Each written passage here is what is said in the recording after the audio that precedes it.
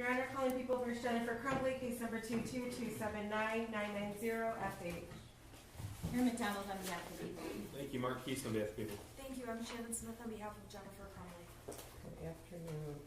We had a hearing that was conducted under seal pursuant to 8.119, and the court ruled that there is an absolute privilege that belongs to the shooter.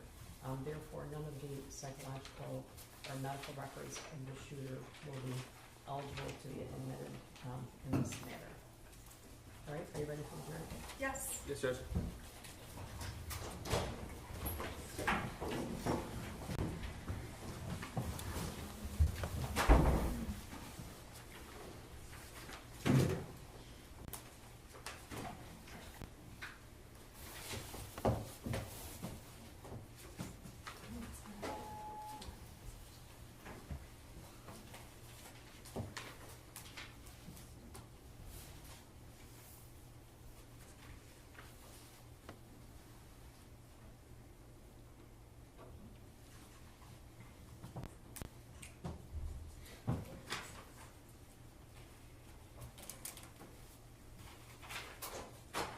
All right for the jury?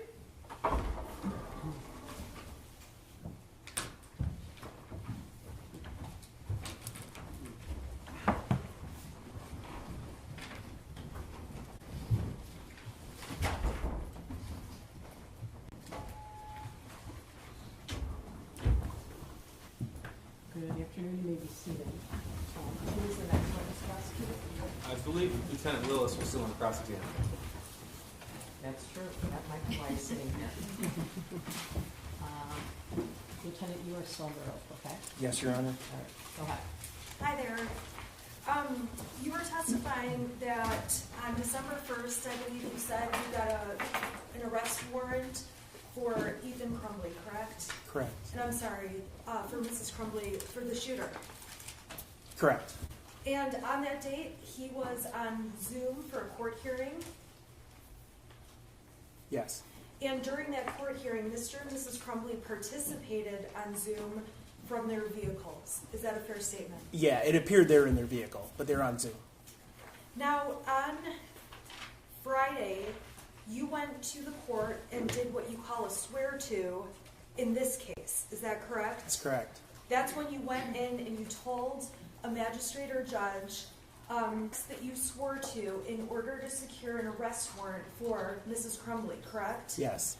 Now, on that date, you never told and I'm asking if you ever told Mrs. Crumbley, you personally did not tell Mrs. Crumbley you need to be here at the court, correct? I did not. And when you were at the court, were prosecutors present? For the swear to, are we talking about? Yeah. I'm not sure. I don't recall. You don't recall seeing me there, correct? No. You recall seeing lots of media there, is that right? Yeah, there was lots of people there, but yeah. Yes. Was it media or people? Both. Okay, so lots of media and people. Yeah, I didn't know everyone's credentials, but there was people, so I don't know who was in. And on that date, you secured the warrant. Is that a yes? Yes. And the next thing that happened was the prosecutor had a press conference and announced it, correct? Objections to relevance, Judge? Well, it was on the media in the We public can domain. stipulate that it was Yeah. him. Yeah. If not, Okay. I think that's him. Okay, yeah, you can answer that, if you know. Can you say it again, please? Yeah, the next thing was the prosecution announced at a press conference that there was a warrant for Crumbley's arrest. I don't know that. After the arrest warrant was secured, you were aware that a search was started from fugitive apprehension teams, U.S. Marshals, Border Patrol, to find the Crumbleys. I'm not aware of that. You're not aware that there was any kind of search? No, that's not true. I was aware that there was a search that I directed our fugitive unit to conduct. Okay, so you were aware that there was an outstanding warrant for Mrs. Crumbley, Yes. and you were aware that there were going to be efforts to locate Mrs. Crumbley because of the warrant. Yes, if I recall the swear to, the judge said the defendant had, or her husband, but the defendant had to turn herself in by 4 p.m. And there's that day. Okay, and defendants can do a variety of things. I believe we've already established this in trial. They can drive around in their car with an outstanding warrant and end up getting a ticket and taken into custody, correct? That can happen. They can go to the police station and turn themselves into police, correct? Yes, that can happen. They can have a lawyer make arrangements, set up a time and go to the court to turn themselves in. Yes, that can happen. Okay, so there's a couple of different ways that a person can come into custody, correct? Yes, there's several ways. I have no further questions. Redirect. Just briefly. That hotel in Auburn Hills where James and Jennifer Crumbley stayed, how close is that to the Auburn Hills Police Department? It's, I don't know exactly, but it's like right across the street. It's very close. Okay, nothing further. All right, you can step down in your excuse. Who's next on this? May we have a moment, Judge? Sure.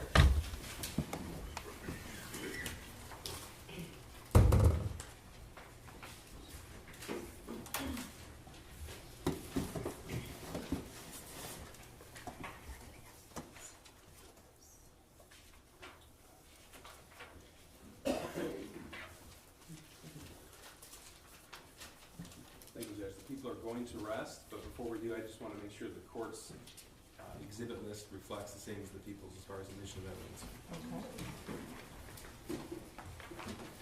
Okay. You're following along too, right?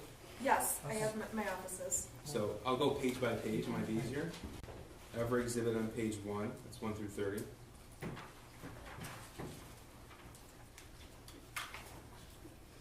Every exhibit on page 2, 31 through 59. Exhibits 60 through 76. And then 78 through 94. That's on page 3.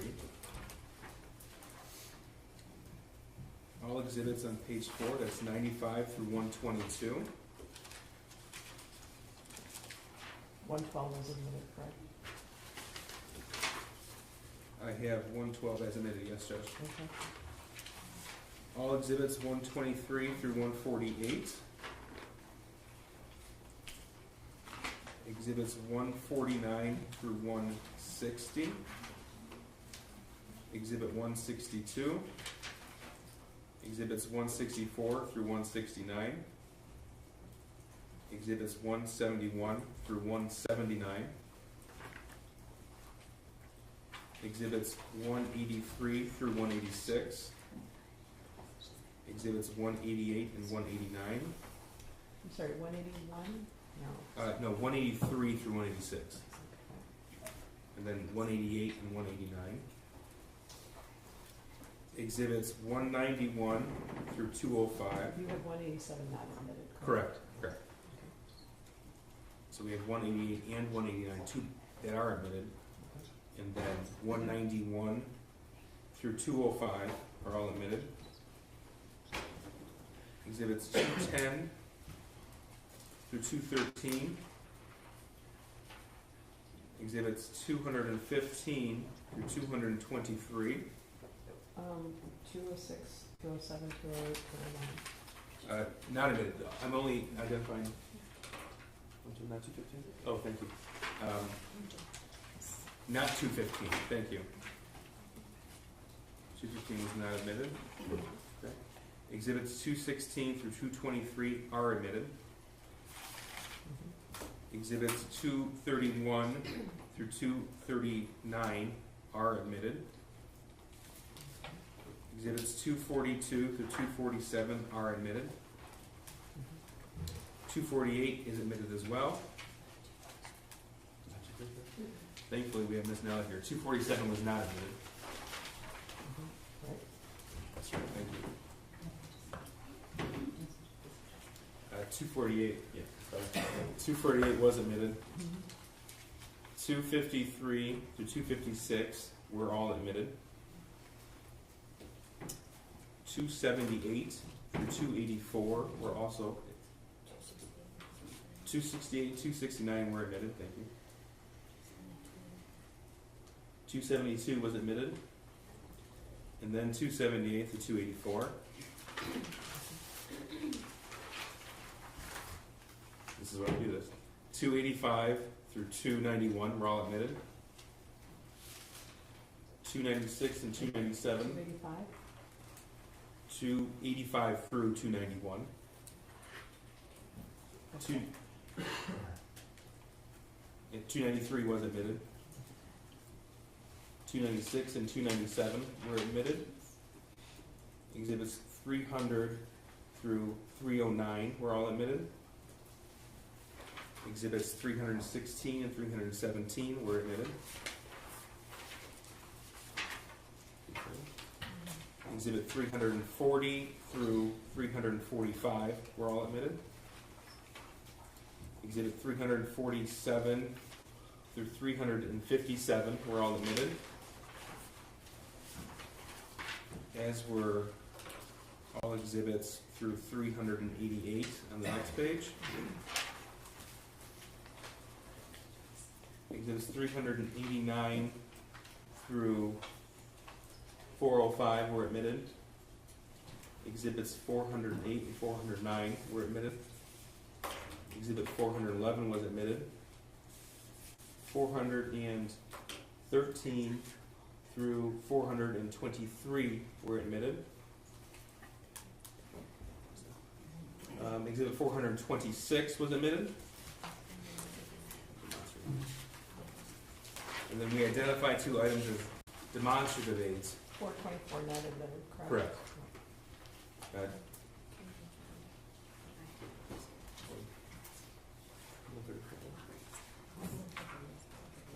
Okay. 135, Judge, can we go back to that page, please? That was not it. I just want to confirm that I said that correctly. 135, that was not admitted. Not admitted. Thank you. And Judge, the two demonstrative exhibits that were just identified for the record, 427 and 428. Okay. Does that reflect the fences as well? Okay. Do you have anything different from that, Ms. Smith? I have, no objections. Okay. And the people are asking. All right, so, Ms. Smith. Your Honor, I believe at this point, the court needs to excuse the jury for a moment, unless the court would Okay. like me to make a motion No. later. Okay, I can do that. Or if you want to do testimony, we can do that motion later, whatever you want. Okay. Okay, if we can wait, we'll wait. Yes, okay, that sounds good. All right. Okay, so, Your Honor, the defense calls Jennifer Crumbley to the stand. All right, well, I might, should I excuse the jury for a Oh. minute? Yes, sir. I'm gonna excuse for a minute, okay? All right, the jury. Like 5.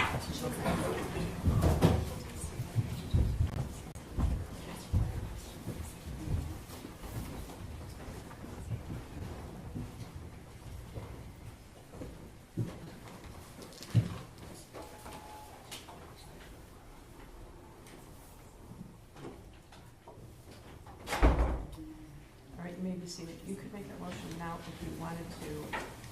I guess I would indicate that, I think it's a policy of the sheriff's department to have someone stand close to the defendant. Is that correct? Yes. So I guess I would like that to occur outside of the site of the jury. So, all right. Oh, you mean like here? I think that they're going That's to fine. require that a deputy stand here, so rather than make that obvious, I would invite a jury to, have a seat and have the deputy standing behind her prior to the jury being brought in. Okay, can she go up there now? Sure, unless you want to bring a Yeah, motion for go my up there and I'll just make a record about her testifying, and we'll do the motion later, is that okay? Okay. Okay, go have a seat up there. And the deputy's gonna be behind you, you're just gonna start in the box, okay? Could you raise your, can you raise your right hand? Do you swear or affirm the testimony you're about to give is the truth so help you God? I do. All right, you can be seated. Ms. Smith, would you like to question her? I would, for the record, can you start by stating your name, please? Oh, sure, yeah, you can close the door and see what it was open. Hi. Can Hi. you start by stating your name? It's Jennifer Crumbley. And Mrs. Crumbley, you and I have been working together since December of 2021, correct? Correct. And is it fair to say over these last 26 months, we've discussed whether or not you intended to testify a number of times? We have, Do you want to testify in your case? yes, Do you understand that if you did not testify, this judge, this court, would give the jury instructions that it cannot be held against you? yes, Do you understand that after I question you, the prosecution is going to be able to cross-examine you? yes, And do you understand they're going to be able to cross-examine you about all of the evidence that's been admitted in the case, including all of your text messages or your Facebook messages to your husband, all of those messages with Mr. Maloche, all the evidence in the case, yes, correct? I do. They get full reign on cross-examination. We've gone over that, is that correct? Correct. And do you have any questions for myself or for Judge Matthews about testifying? No, I don't. Are you doing this because anyone has threatened you or coerced you into testifying? No, Is this your choice? yes, Is it voluntary, freely made by you? yes, Is there anything you think the court should know about this decision? no, Just, Do you have any questions for me, Mrs. I Clement? do not. Okay. All right. Should we address counsel's motion while the jury's out? Well, I guess she mentioned that maybe we can do it later, but we can reserve it. I'll reserve it. Okay. sounds good, thank you. All right, so, are you ready for the jury? I am.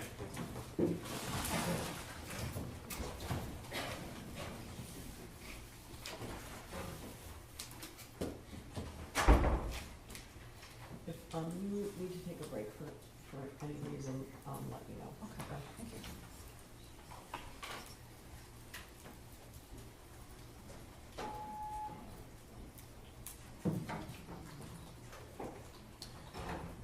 Judge, we're still going to inquire if counsel has any other defense witnesses after Mrs. Crumbley. I'm not sure, it depends on childcare. So who would that person be? I'm not sure. They have never told me who they were calling. I'm not sure. I thought they told you the night before. Yeah, I'll tell them tonight. I've been in court with Mrs. Crumbley all day, so I don't know who I'm calling next. Okay, I guess it's gonna be hard to believe that we're gonna get past her, maybe we will. Maybe we will. Do you think we will? I don't know. It depends how long the press is. I believe I'll get through her. All rise for the jury.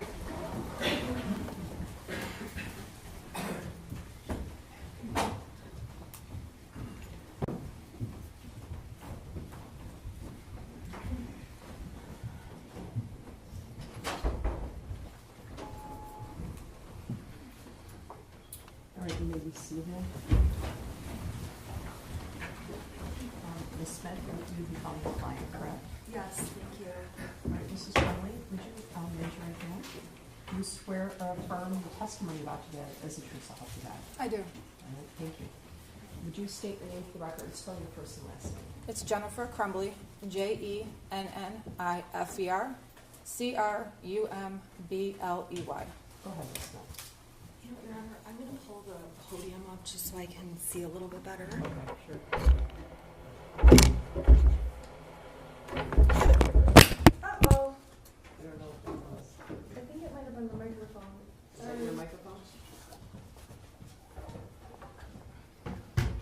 You have to move it, or?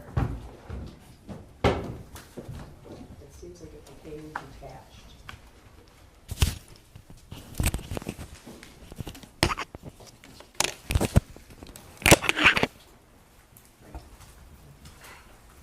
All right, good afternoon.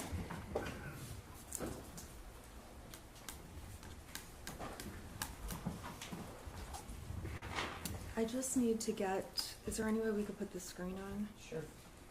Okay. Usually that one goes on last, so. And what I'm gonna have to do is, I'm gonna leave this unplugged for a moment, so that when I need an exhibit, I'll just plug it in. Okay. Because I don't have those fancy, like, in between slides. Yeah, this one goes on and then that goes on, but Well, they don't all go on simultaneously. they don't, okay. Let's see if it goes. I guess I feel like I'm the only one who can see all three of them. This one is not on. Oh, So there, all Okay. three of them are. Let's see what happens when I just go like, okay.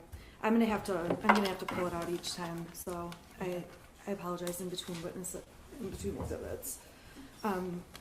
So with that, I'm gonna pull it out. Okay. All right, Mrs. Crumbley. Can you please start by identifying yourself? Tell the jury who you are. My name is Jennifer Crumbley, and I'm a defendant in this case. And how old are you? I'm 45. Mrs. Crumbley, the jury has heard so much testimony. Do you agree? Yes. Okay. I'm gonna go faster through things, and if there's something we need to explain, or if I'm cutting you off, let me know. Okay. Okay? And you understand that as I speak, you have to wait for me to finish speaking? Correct. Okay. So, Mrs. Crumbley, very briefly, go ahead and tell the jury what you did for a living. I was a marketing director at a real estate acquisition company. And how long did you hold that position? 5 years. Now, does that kind of position include any kind of presentations or public speaking, anything like that? Not a lot. Okay. And how do you feel right now about talking to this jury? Public speaking is probably my biggest fear, so very nervous. Okay. And at times, you have been upset during this trial, is that correct? Correct. Are you okay to keep proceeding? Yes. I want you to tell this jury just a little bit about your personality, and I think we've seen some of it on the videos. Is that fair to say? We have. Okay, let's talk about when you have a really stressful situation. What is let's say an animal dies in your family or a person dies in your family. How do you handle something like that, news like that? I go into a go planning mode.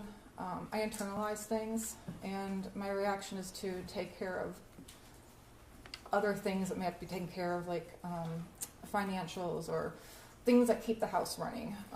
I tend to hold things in, and I let it out when I'm alone. So having a lot of emotions for me is difficult. Now, in this case,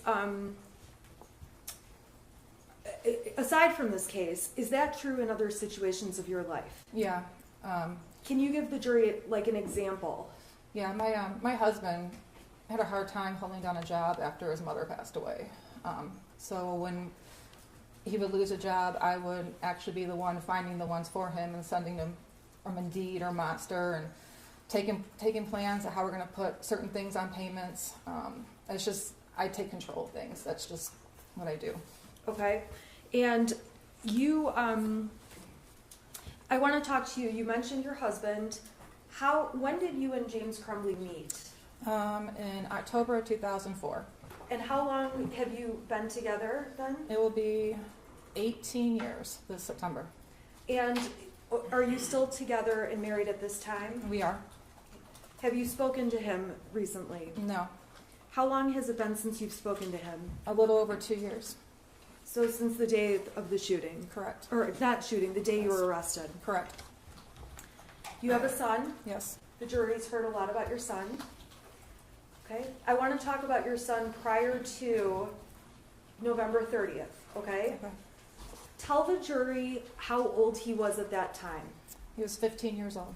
And give the jury an idea about what kinds of things he was into, what his hobbies included. Oh, he was really into bowling. He was actually really good at it. He was into metal detecting. He was into. What do you mean by metal detecting? He would. We have a metal detector, so we would go to the beach, or we went to Florida, out by the ocean, or the neighbor's yard. They weren't there anymore, so you go in the neighbor's yard and see if you can find old coins or cans or whatever he would find. But he really liked that. He was into his BB guns and target practice. We had a half-acre of land in the village of Oxford that went straight back. So in the backyard, we set up little targets that we got from Amazon that you can just kind of shoot down, like little whatever. He was into his video games. He did soccer from age 3 until 9th grade.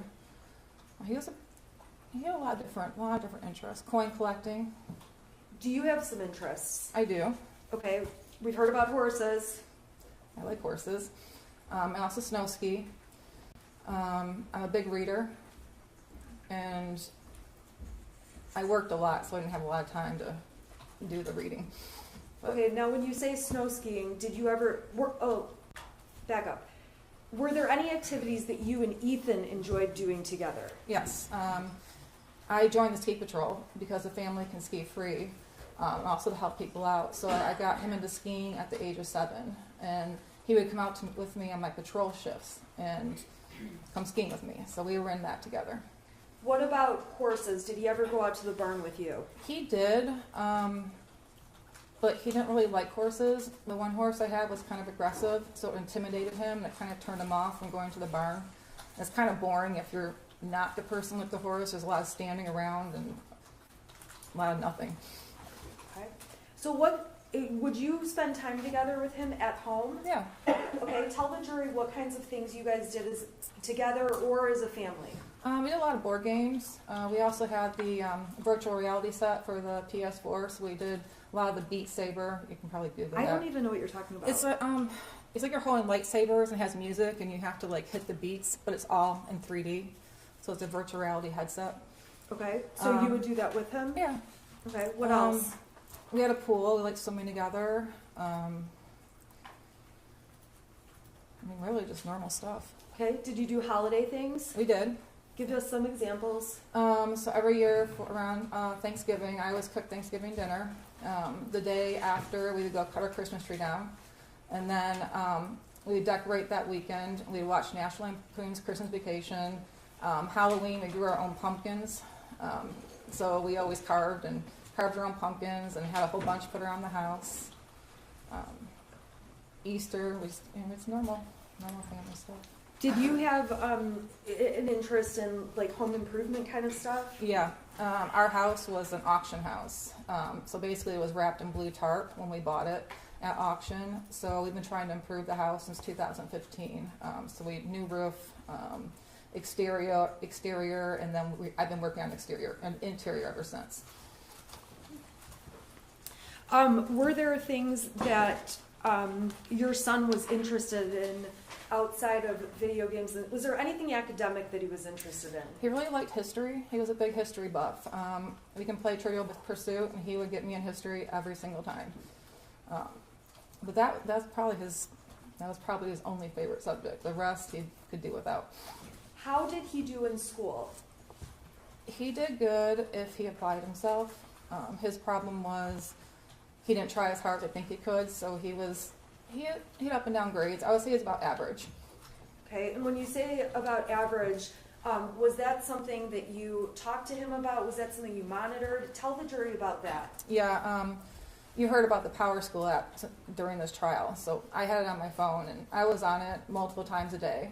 And his grades would fluctuate based on what assignments the teachers turned in on the Power School app. Our biggest struggle with him were missing assignments. That was the one thing we battled all the time. Why was that a hot button issue for you? Because there's no reason why he should have missing assignments. He had a homeroom class and get assignments done in. Okay. There were, you talked about your job. What were the average hours you worked a week? I usually I got to the office between 7 and 8 in the morning and leave anywhere between 4 and 6. And we've heard lots of evidence already. It was family friendly. Yeah. Were you able to go and leave and go as you needed to? Pretty much, yep. Did you care about your job? I did a lot. Okay. Explain, did you have any changes in positions over the year or year and a half, 2 years before this? I did. When I first started with the company, I was hired in as a social media coordinator. I stayed in that role until about 2020. I got promoted to director of marketing. And I held the position until I was terminated. Okay. And you were, did you work during COVID? I did. I worked remotely for about 6 months during COVID. Then I went back to the office in, I believe it was August of 2020. Did you enjoy work? I did. It was fun. It was marketing's. It's exciting, and I like doing graphic design. I did. I really liked my job. Now, the jury already heard about Brian. Brian testified. Correct. Tell the jury about Brian. Well, I've known him since high school. We've been friends since then. He's part of the horse community. He has horses. And as you heard yesterday, we did have an extramarital affair. probably the extent of our, but yeah, but we were good friends too. How often would, in terms of the affair, how often would you spend time together with Brian during 2021? Maybe an average of once a week. Okay, how long Less. did the affair last over? About 6 months. Do you feel like that affair caused you to neglect Ethan or not spend time with him, I'm sorry, your son, in any way? No, Explain why you don't feel that's the case. because when I met with Brian, it was in the mornings. On his way home from the station, he would pass my work, and so the time I was coming to work, we'd meet at the Costco parking lot, and that was it. He'd go about his day, I'd go about mine. And is it fair to say that you lied to keep that affair going? Yes, I did. And what, I apologize if I asked this, I just am not writing notes. Did you say the date range that started? It was around spring of 2021. Okay. And as far as you knew, did you ever talk to your son about that? No, And did you ever talk to your husband about it? no, If anything, you lied to him about what you were doing, or lied by omission, not telling him. no, yeah. As far as I knew, I was going to work in the morning. That was. Okay. Outside of those morning times, how many other times would you say you and Brian got together? It was 2 or 3. I went on some business trips where I would stay overnight, and he would meet me. He would meet me at the hotel. So that happened 2 or 3 times. 2 or 3 times. Were there other business trips you took where he did not meet you? Yeah, there was quite a few.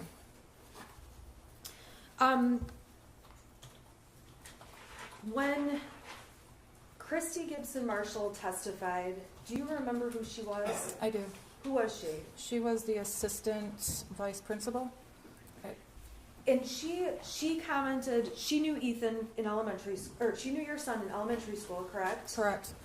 And she said she testified obviously already about recognizing him. Did that surprise you? No. She also mentioned something about emails with you. Do you recall having email exchanges with her? There was one regarding his report card, getting additional help in math. Was there any time at that point or into high school that you ever had to email with teachers about discipline issues? Not discipline, no. How often would you email about missing assignments or grade type issues? That was a regular thing. Okay, and you said you monitored power schools every day. Approximately how many times a month would you say you went to the teachers, or was it weekly? I don't know. It would be, I wouldn't say it was on a regular basis, but when it happened, it was a series of messages. He'd be struggling in geometry, and so me and the teacher would message back and forth quite a bit, and then he'd start getting better, and it was die off. So it was sporadic, but it was a lot when it happened. Now, we saw pictures of your house. Yes. How did you feel about seeing those pictures? Horrible. Okay, why is that? Because my son has a very messy room, and it was right after Thanksgiving, and we hosted Thanksgiving, and it was pretty messy. It was kind of embarrassing. Okay. Really embarrassing. Explain the 2-bedroom thing, or what was going on with that. So my son, he had 1 bedroom, and it got out of control. And every time I go to clean it, I just shut the door. I just didn't want to deal with it. So then I told him he could just use the guest bedroom until I could get his room deep cleaned. The day before Thanksgiving, I was deep cleaning because we have people over every Thanksgiving, and my intention was to clean both rooms, but I caught my oven on fire in the self-clean mode. So instead, I had the fire department out and everything. So instead of getting his rooms clean, I was scraping out the black charcoal stuff inside your oven so I could cook dinner the next day. But yeah, he was in a 2nd bedroom because I didn't want to clean his room anymore. It was enough. Did you have any plans to do anything with all that stuff? Yeah, we're going through a lot of stuff because he outgrew a lot of the clothes and the shoes. There's a lot of toy-like things that he doesn't use anymore, so we were just going to pack it up and donate it. Okay, and when were you planning to do that? between Thanksgiving and Christmas before he got new stuff.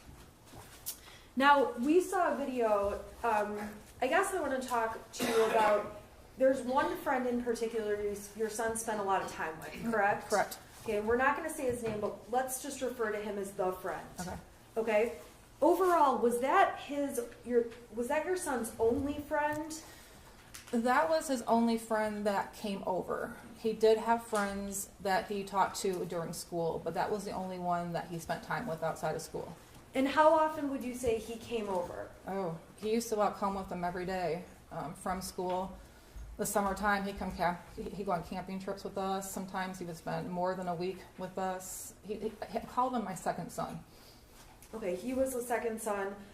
Did you know he was going to be moving away at any point? Not that abruptly, no. Okay, so when he moved away, is it fair to say it was a surprise to you and your son? It was. What kinds of things would the boys do together at your house? Oh, they go down to the lake and go fishing. They would walk to Little Caesars or Frosty Boy. They go in the backyard, shoot the BBs. They go swimming in the pool. We took them bowling a lot. They played video games. Now, when you had him over at the house, or I guess was it more common for him to be at your house or for your son to be at his friend's house? My son has never been to his house. Okay, why is that? Because he had OCD, not my son, but his friend had OCD issues, and he didn't want other people in the house. At your house, did that friend exhibit any issues? No, not at all. Okay, so were you surprised when he moved? Yeah, very surprised. We saw evidence that you had Life 360 on your phone, and it was on James's phone, right? Correct.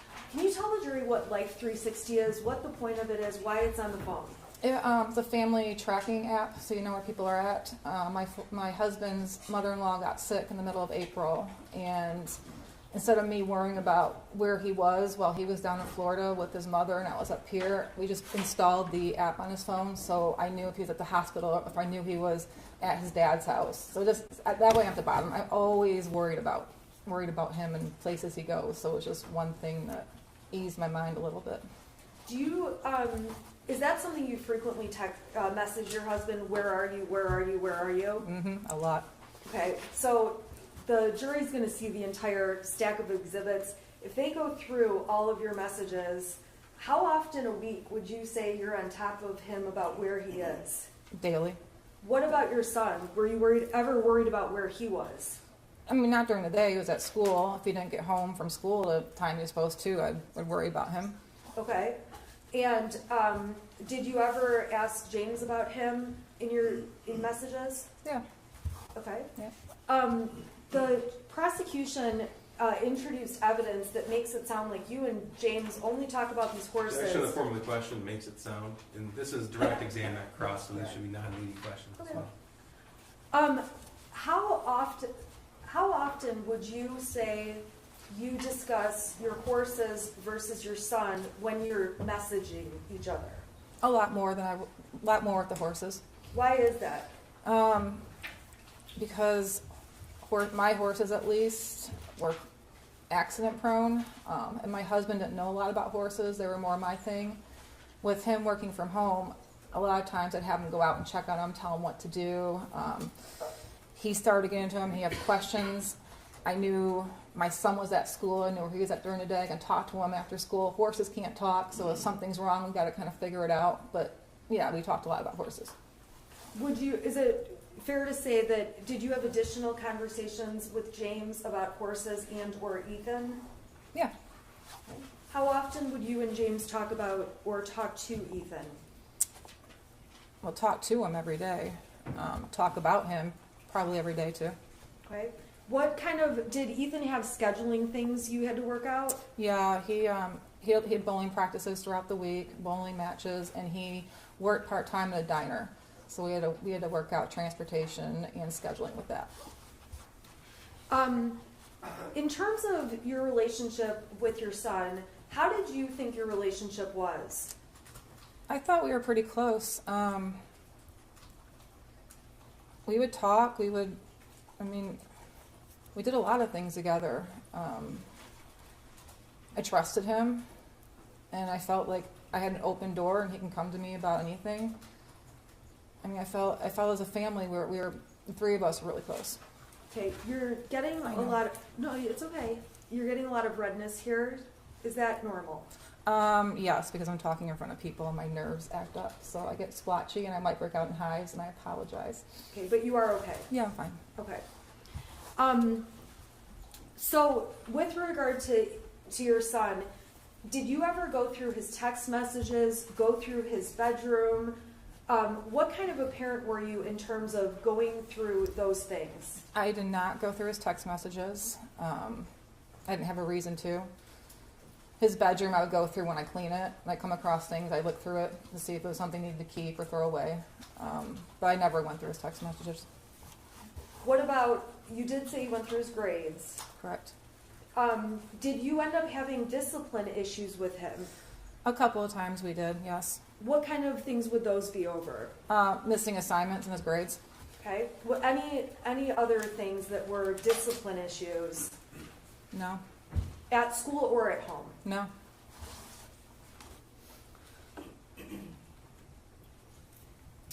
Was there ever a time where you took away your son's phone? Yes. Okay, do you recall when that was? I don't remember exactly. I just know he got really angry about it. But we took him away a couple of times. We've taken his video games away. Why did you do that? Missing assignments in his grades. Okay, so same stuff. Same stuff. Okay. We're going to talk about some of the text messages, and you would agree the prosecution admitted some text messages about one of those times when you took away his phone. Correct. Okay, so we'll get there, okay? I want to talk about mental health. Did you ever believe that your son needed mental health treatment, therapy, counseling, anything? No, I mean, there was a couple of times where Ethan had expressed anxiety over taking tests, anxiety about what he was going to do after high school, whether it was college, military. So he expressed those concerns to me, but not to a level where I felt he needed to go see a psychiatrist or a mental health professional right away. No. Did you ever deny him or say, no, I'm not going to take you to a mental health professional? Did he ever ask you? No, I mean one time when he was talking about what he wanted to do for his future, I don't know, he was feeling really down about it and stressed. My husband did call his school counselor to try to talk to him because they do a lot of future academic planning with the tech school. Was that a mental health issue? No, it was more or less addressing what was upsetting my son at that time. Okay, and what was upsetting him? The fact that he didn't know what he wanted to do. His grades weren't that great, so he was stressed out about getting into college. He was just having a hard time with his future goals. Was there ever a time he was considering military? He talked about it, yes.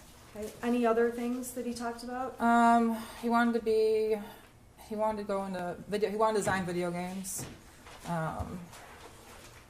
He wanted to own his own car shop, like not be the mechanic, but own the shop that mechanics worked at. But that was about it. Okay. Were there other kinds of health treatments you did get for him? Like, did you take him to the doctor? Yeah. How often or for what? When he got sick, if it was obviously, during COVID it was different because every little thing I freaked out about, so we'd take him to get a COVID test or take him to the doctors. But growing up, it would just be if he had a headache that persisted for longer than a week. But most things are nothing serious. Did he have insurance? Did you have insurance coverage on your son? My husband did. Okay, always, or were there times where you didn't? All the way up through October of 2021 when my husband lost his job. And I was going to add him on to my health insurance in November of 2021 at the end of the enrollment period. That was the only time that his shorts last with him. Was that one of the outstanding things going on the day that all of this unfolded? It was. Despite, in addition to physically going to the doctor, did you have access to some kind of virtual plan? Yeah, through my company. It's called Allied Health Network. It's a virtual doctor's visit, and actually the prescriptions were free too. They didn't cost anything. So we use that. If we had strep throat, you can take a picture of the throat, send it to the doctor, and they can treat it from there. Were there times that you called that did virtual visits regarding your son? Yeah. And were there times, did you ever go to an urgent care or anything like that? Yep. For what kinds of things? Well, usually for sports physicals, but if he was younger and had a really high fever and his regular doctor couldn't get him in, we'd take him to the urgent care. He's never had an injury or anything, so mainly Right. just that. Was there ever a time that he had an issue with a mole on his back? Yeah, he had a mole in the middle of his back, and when I was putting sunscreen on him, I noticed it changed color. So I made an appointment for the doctor to take him in to take a look at that. Now that was when he was much younger, correct? He was about 7, I believe. You mentioned something about headaches for a week. You took him to the doctor. Was there a time where he had a headache issue? Yeah, he was getting really bad headaches that we couldn't figure out what it was. When was that? Started young, probably around 5 years old, and he kept complaining. The doctors didn't really see anything. We even got X-ray of his head to see if there was any bumps. Does it object as irrelevant when he's 5 or 6 years old? I was asking. I didn't know when it was. I was just asking if she got a medical. But it's gone appearance. on through the years. Okay, and Okay, go ahead. Okay. So then we found out that he needed glasses. So around 8 or 9, we got him glasses, and that didn't work. He got X-rays done for dental in middle school. Found out he had a severe underbite, which was causing tension in the back of his neck. So we got him braces in 8th grade, and once he had his braces, that seemed to fix the headaches. Okay. Now with the braces, was that an easy process? No, Why not? because he's horrible at brushing his teeth. He used the water pick we got him. He wouldn't brush properly. He would constantly get cavities in his braces, so we ended up taking the wires out because one time he had 13 cavities under the braces. And we're trying. I'm sorry. Prior to him getting braces, did he ever have cavities? Yeah, he had a few. Okay, but did the braces? Was it more after the braces? Yeah, because he wasn't brushing properly around his braces, so he was getting them under, and we had to get the wires removed and take them to get those filled until we could get the wire put back on. Okay, so it was like an off and on procedure. Yeah. I want to go through some exhibits for you that the defense has proposed as exhibits B through XX, and I'm going to ask. I wanted to add one more on as YY. Judge, counsel's proposed a number of exhibits appear to be from Facebook, not from a subright extraction, but from Facebook. Some predate the incident by years. So as far as relevance, Judge, I don't mind any exhibits around the date of the offense or even the relevant time periods, spring of 2021. But prior to that, it doesn't appear to be relevant. Your Honor, they had the specific pictures I was using since October. The specific pictures, isolated, not all the pictures, but specific pictures I was using. They never filed a motion to exclude any of those. They don't have to, right? Okay, so we'll go exhibit by exhibit. I haven't seen any of the exhibits, so they obviously will be treated differently. Okay, Your Honor, would you like me to bring you the hard copy, and then if the exhibit's okay, we can put it on the screen? Yeah, if it's admitted, we'll put it on the screen. Okay. And I did them They just. have copies of all these. That's it. Okay. Yeah, I haven't seen any of them, so. And I've actually had them redacted and then sent the redacted version to cut out the faces of any minors. Okay. Okay? So I'm going to bring the court what's been marked as B through, this is YY if it's admitted, B through YY. May I approach? Sure. Thank you.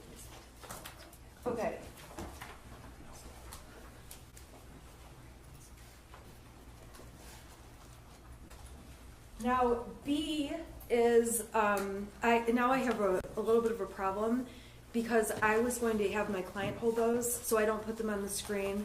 Because I don't know which ones, if any, the prosecution will stipulate to. So, I can give these to her. okay, so the first exhibit, proposed exhibit is B. It's more than one It's page. several pages.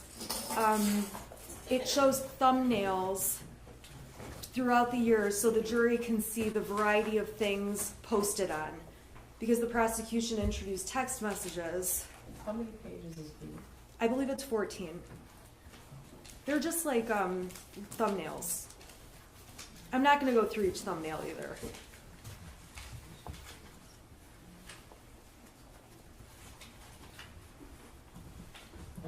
I'm just wondering, where does the second one start? It's C, Exhibit C.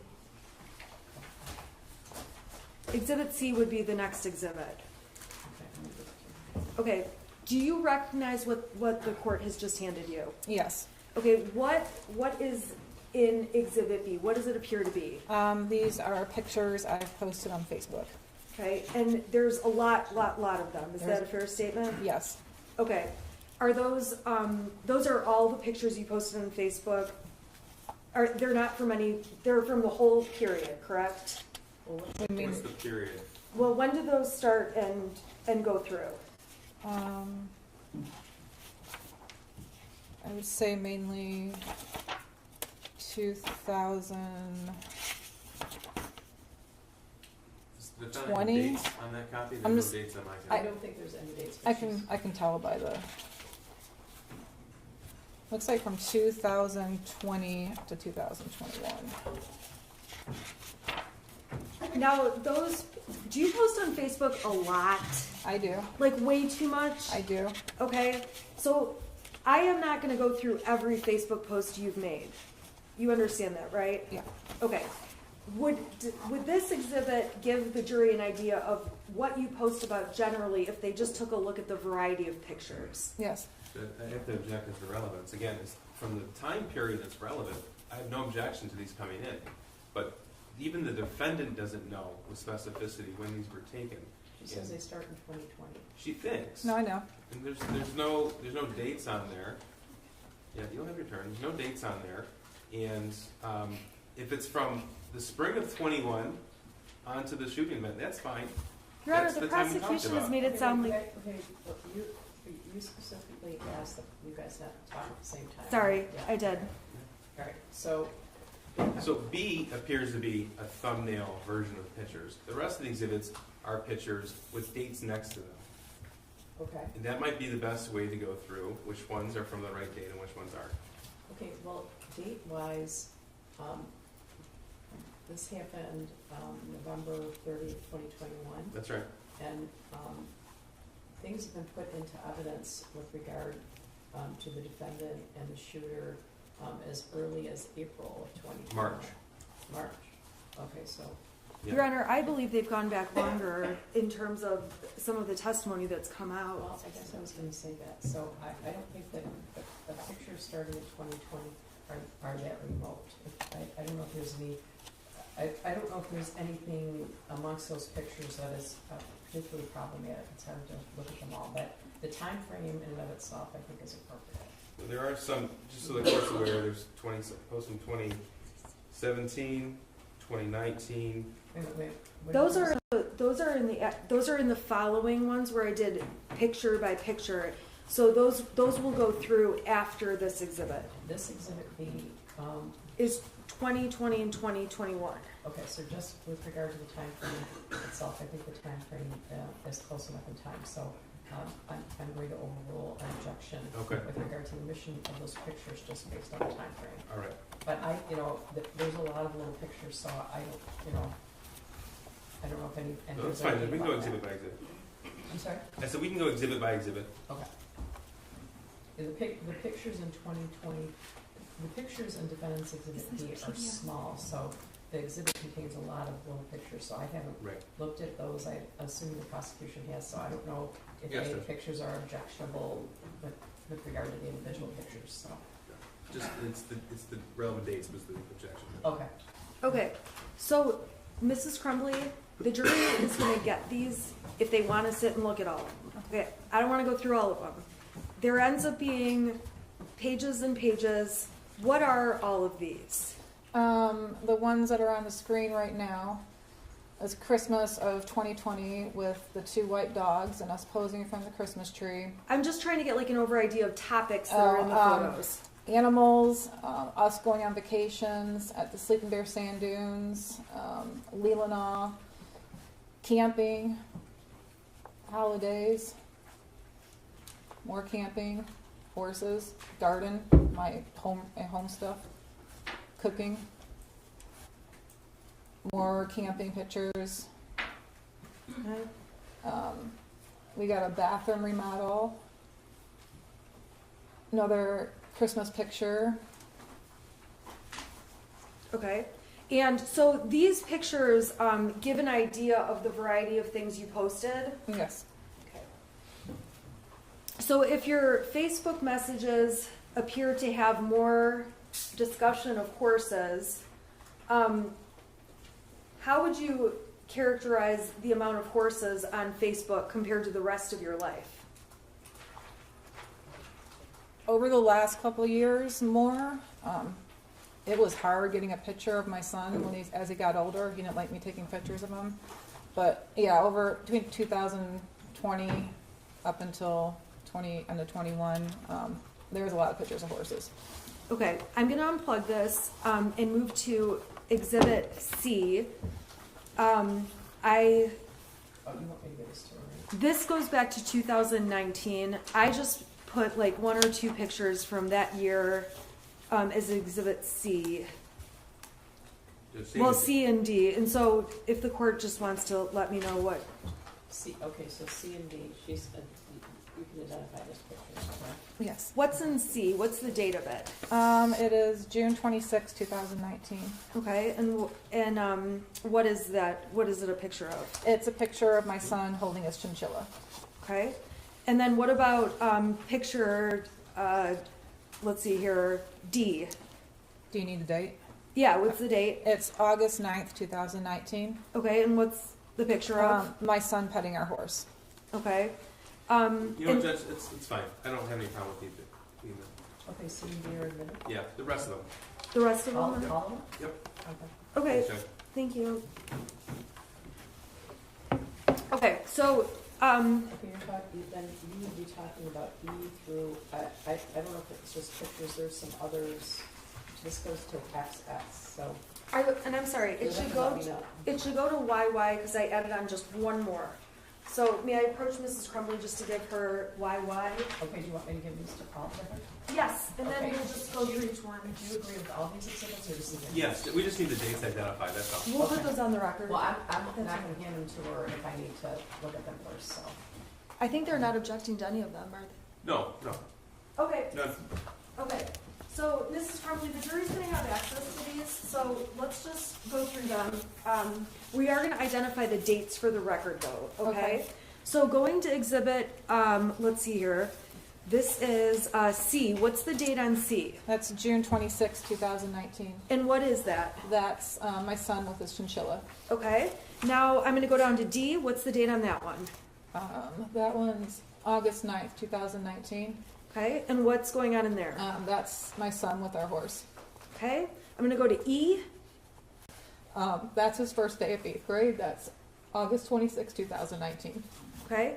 And it's fair to say that I just picked out, these are not all your posts, No. right? Judge, I don't want to keep you checking, but the form of the question has to be appropriate. Fair to say, this is a Okay. direct example. I'm asking a really stupid question, but I'll ask it in a better way. Am I showing every photo from your Facebook page? No. You post more, or how about, do you post more photos than what we see?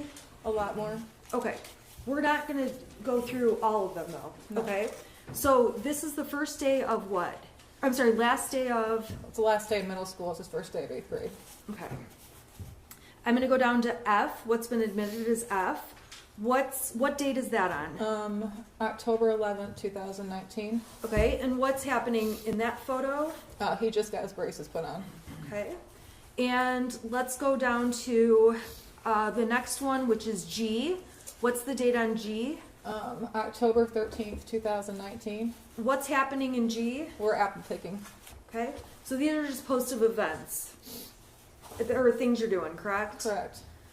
Okay, this one is older. It looks like or maybe not older, but what's the date on this one? November. I'm sorry, I'm on H. Mhm. Okay, go ahead. November 7th, 2019. Okay, and we see your son in this picture on the left, correct? Correct. What's going on in this picture? He's on his it's the 9th grade Washington D.C. trip with the school. Okay, I'm gonna go down to I. What's the date on I? May 23rd, 2020. And what's happening in that picture? Can you scroll up a little bit? We're somewhere up north. I don't remember where, but we're on probably a camping vacation. Okay, he doesn't look thrilled to be in the picture. He doesn't like pictures. Okay. Let's go down to J. What's the date of J? May 23rd, 2020. Who's in this picture? It's my son and James. Okay. I'm gonna go down to K. This is a post you made? Yes. What date? August 5th, 2020. What are you showing there? The house when we first bought it and the improvements we made so far. Okay, so this is like a comparison before and after. Yes. All right. L, what's the date on L? August 16th, 2020. Okay, and there's a large black box out. What's under the box without saying who it is? His friend. Okay. So where are you guys in this picture? Looks like we're up north. Okay. Then we're going to go to M, and we're on September 28th. I'm sorry, what's the date of this picture? September 28th, 2020. Okay, what's this picture? That's a picture of my son and our horse. Okay.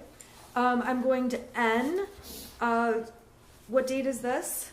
October 23rd, 2020. Okay, and what is this a picture of? Something Ethan drew. Sorry, my son drew. Okay, and why did you include this? Why did you post about that on Facebook?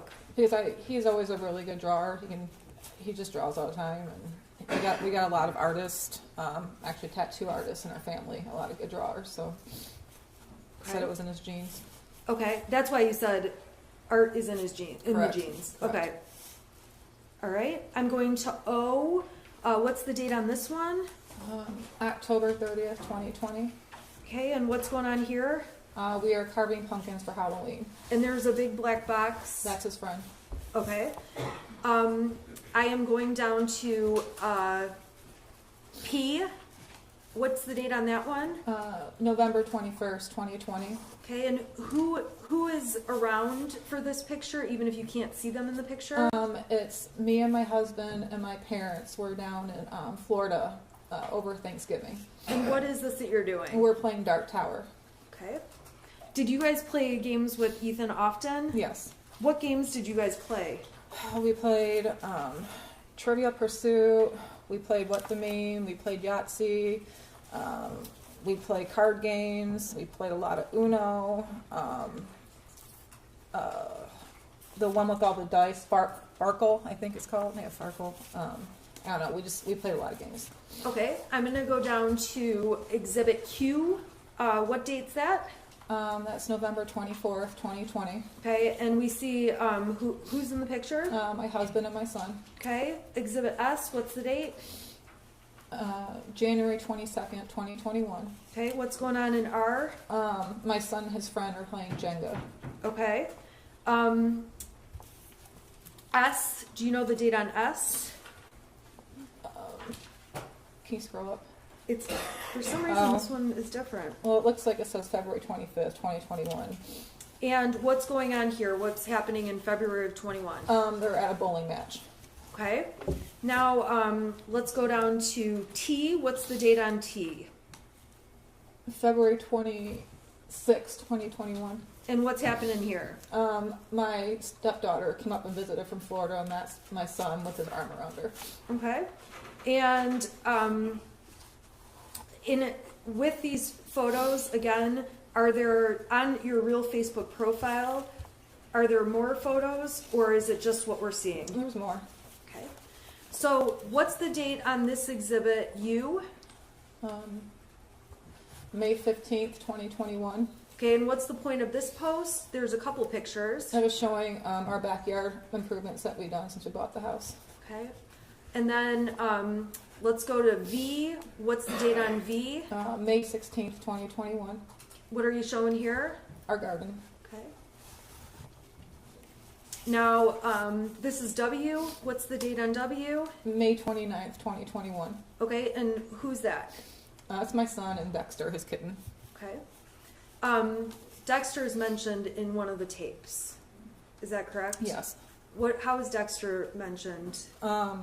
When we were at the substation, I asked my son why, and he said, because I just did take care of Dexter for me. So when he said take care of Dexter, He's meaning his kitten. X, what's the date on X? May 29th, 2021. Okay, and what's going on this date? My son and Dexter just hanging out in his bed. Okay, we're gonna go to Y. What's the date on this one? I'm sorry, I'm going too fast. May 31st, 2021. Okay, who's in this one? My son and his kitten. Okay. Z, what's the date on this one? June 13th, 2021. And where are you guys? We're at Cedar Point. Is this like a family trip? Yes. Did you guys do a lot of family trips? Yes. Okay. A lot of family trips during summer of 2021? Yeah. Okay. We're here in exhibit AA. What's that? Yikes, I bumped it. What's the date on this one? June 26th, 2021. What are you showing here? My garden. Okay. This is exhibit BB. What date? June 27th, 2021. Okay, and what are you doing there? In the pool. Did you guys go in the pool with your son often? Yeah. He'd join us. Okay. And then let's see here. We've got CC. Date. July 4th, 2021. What's going on here? My son and his friend are playing badminton against my parents. Okay. Is this at your house? Yes. DD. That's Date. July 11th, 2021. Okay. What is this? Me and my son and his friend we found a little spot off the Pollyant Trail, which runs through Oxford, and there was some weird big boy stuff going on, so we kind of walked around and checked it out. Okay. Let's see here. EE. It looks like there's two posts on this date. What date is that? That's July 30th, 2021. Okay, and what's happening in these posts? The first one I posted, my son and his friend were both passed out from a lot of hiking we did that day. Okay. What about the next photo from? Those are pictures of the campground that we were at. Okay. And so you took. Is it fair to say you had the friend on vacation? Yeah, most of the time. Okay. July 31st. I'm sorry. What's the date on this one? I'm on FF. July 31st, 2021. Okay. What is this? We went to the Sleeping Bear Sand Dunes. Okay. And where it says like plus 29, what does that mean? There's 29 more photos that go along with that. Okay, we're not going to show them all though. Okay. All right. We're going to GG. What's going on here? What's the date? August 21st, 2021. What are you guys doing August 21st, 2021? My son and his friend were putting up a tent in our backyard and doing backyard camping. Okay. What's the next one? You posted this on what date? I posted on August 21st, 2021. Okay, and what's the point of this post? It was a memory from 3 years ago of my son, his friend, with our horse, and I was pointing out to my son's friend's mom that they were so small 3 years ago. Okay. What about this one? What's the date on? Let's see here. August 25th, 2021. Okay, what's this? That's his first day of school. Okay, what grade? 10th grade. And let's go to JJ. What's this date? August 29th, 2021. Okay, what's going on in this picture? Me and my son were taking a picture for his old football coach. I tagged him in it. This is the only picture he would take with me, so he could say hi to his coach, Rope. All right. What about date on this one, which is marked as KK? September 6th, 2021. And what's going on there? My son's leash training his kitten. Do cats ever walk on a leash? It wasn't successful. Okay. Next picture, LL. What's the date? September 18th, 2021. Okay, and what are you doing here? We rented a houseboat for the weekend, and my husband and I are walking around the outside on the dock and was sneaking pictures of the boys inside the houseboat playing card games Why were you sneaking pictures of them? because they wouldn't let us take any pictures of them. Okay. Typical teenagers. All right, MM. What's that date? September 18th, 2021. Okay, and what were the photos here?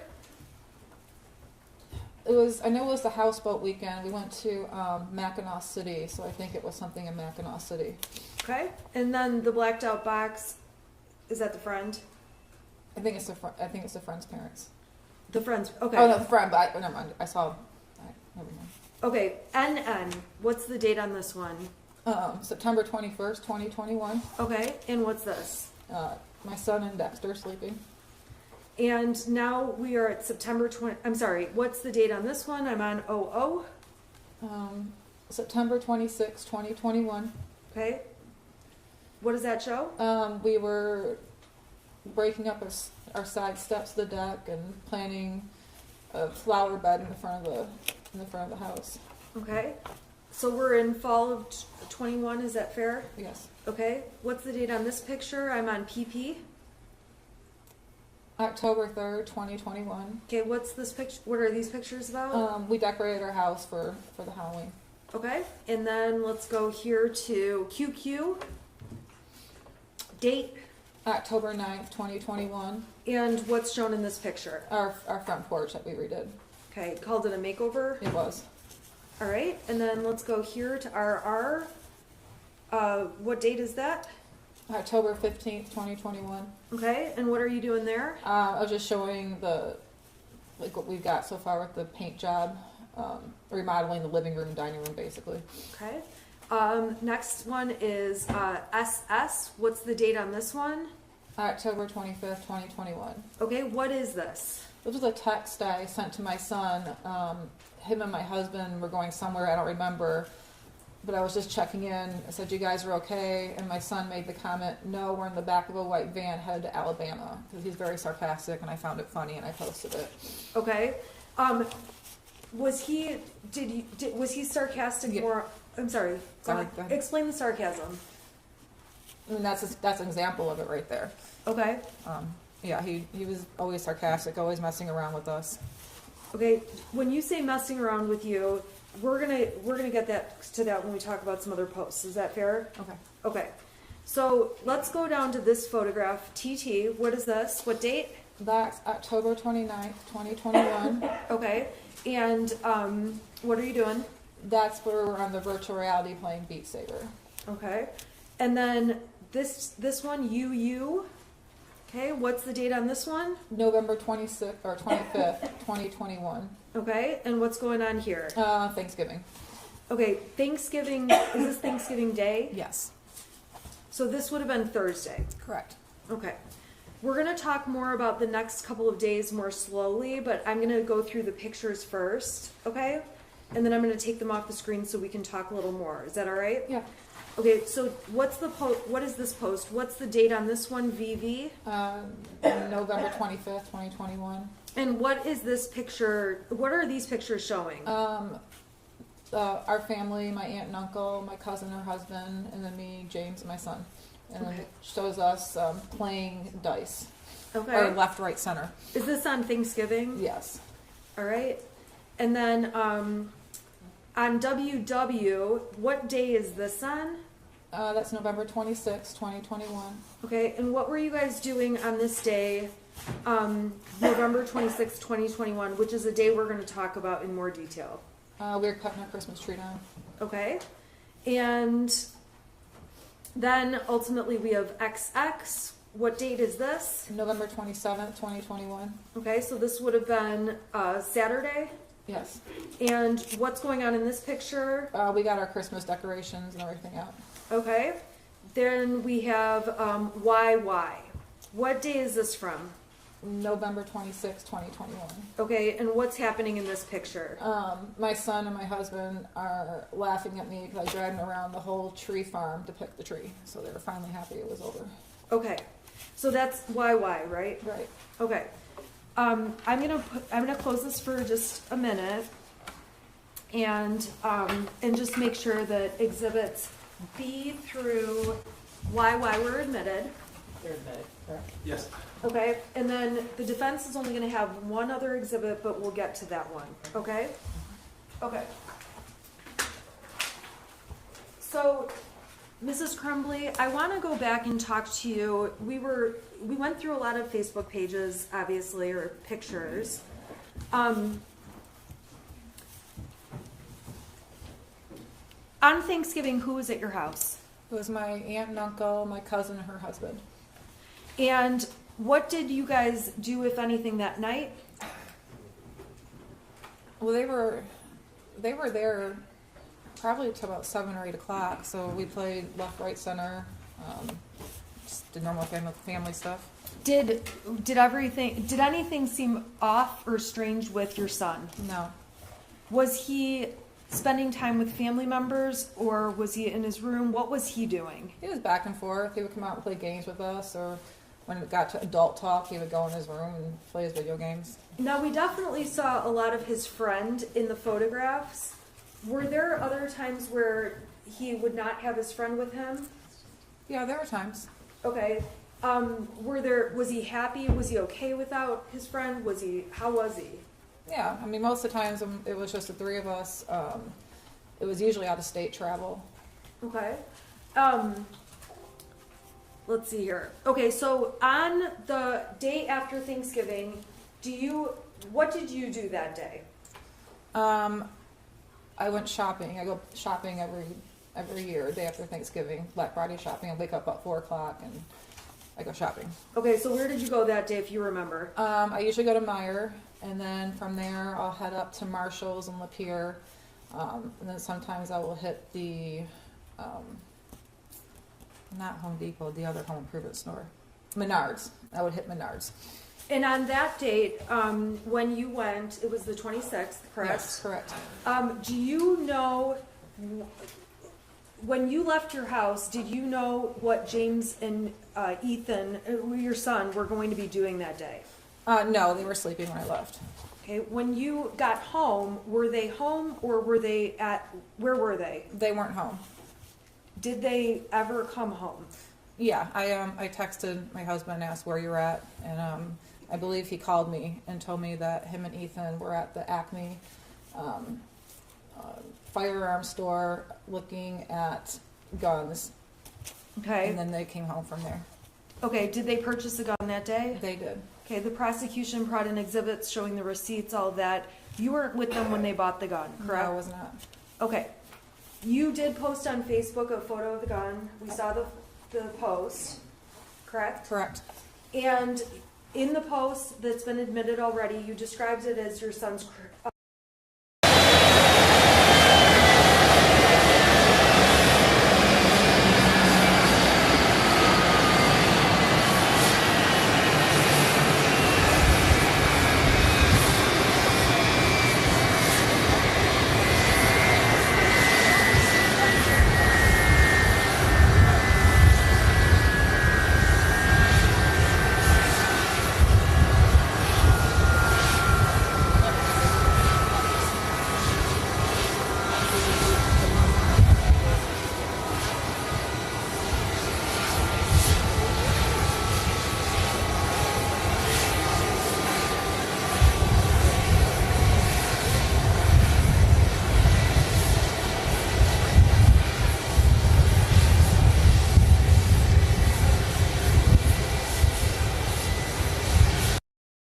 So I was irritated at that.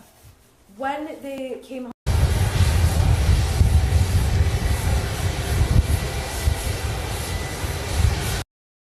So I was irritated at that. When they came home, did they show you the gun? Yes. Okay, and what did you guys do? They just showed me it was on the kitchen counter, and then my husband put it up, and we went to the Christmas tree farm. What do you mean by put it up? He put it back in the case with the cable lock and back in the bedroom. Okay, let's talk about just guns overall. This jury needs to understand some details, okay? If I ask a question you don't know what I'm talking about, let me know. Because Okay. are guns your thing? Not really, no. Okay, but do you have awareness about guns within your home? I do. Okay, who is responsible for storing the gun? My husband is. Okay, explain why you say he's responsible for that role. I just didn't feel comfortable being in charge of that. It was more his thing, so I let him handle that. I didn't feel comfortable putting the lock thing on it. I just rather not let him do it. And I think in one of the messages that was admitted with Brian, you called it a string lock. Yeah, Okay, do you understand now it's a cable lock? I do. Okay. So, were there ever any times where you would take the cable lock off or put it on? No, Now, there were, prior to buying that gun, did James own any other guns? he did. How many? 2. And by 2, the jury has seen the Derringer and the Kel-Tec. Were those the other 2? Correct. Okay, so those are the other 2 guns. How were those stored? They were stored in a safe. Okay, and was that different than the 9mm? It was. Okay, explain to the jury the difference. We had a gun safe, so when they bought the 2 other guns, they transported the 2 other guns into the gun safe. And then everything else, well, I don't know. Everything went, like the cable lock and the other case went somewhere. The 9mm was in a case, but it was locked it was in the case locked with a cable lock. Okay, and how, the cable lock that was on the 9mm, what did you have to use to get the cable lock opened? A key. Okay, did you have possession of the key? No. Okay, where was the key? I collected German beer steins, so it was in one of the beer steins. Where are those located? Throughout the house. We have them on top of there's a ledge over the refrigerator in our kitchen. So they go from wall to wall. Then we had corner shelves in our house that had them. We had a lot. Okay, did you know which particular beer stein the cable lock key was in? No. Do you know if your son knew which beer stein it was in? No. What about ammunition for the 9mm? Was there any bought on the 26th when the weapon was purchased? No. Okay, so that day, we saw, obviously, your Facebook post. You describe it as your son's gift. Did he have free access to that gun? No. It was for him to use at the shooting range only. Was he allowed to take it out? Not without my husband around. Did he know where it was kept? My husband hid it usually in our bedroom in different spots. Okay, what was the intention of hiding it? That's just what you're supposed to do. Okay, and when it was hidden, was it locked in any way? It had the cable lock on it. Okay, and you again testified about the key being in a beer stein? Correct. Would the beer stein be right by the cable lock? or- No. Okay, so where would the beer stein be? It would probably be in one of the ones in the kitchen. Okay, so the key's out there, and then you've got did you know where the gun was hidden in your room on November 26th when you put it away? No. Okay, on November 27th, we saw the whole video of you going to the shooting range with Ethan, correct? Or with Correct. your son, correct? Correct. Okay, on that day, we see in the video that you carry the gun case into the gun range, right? Correct.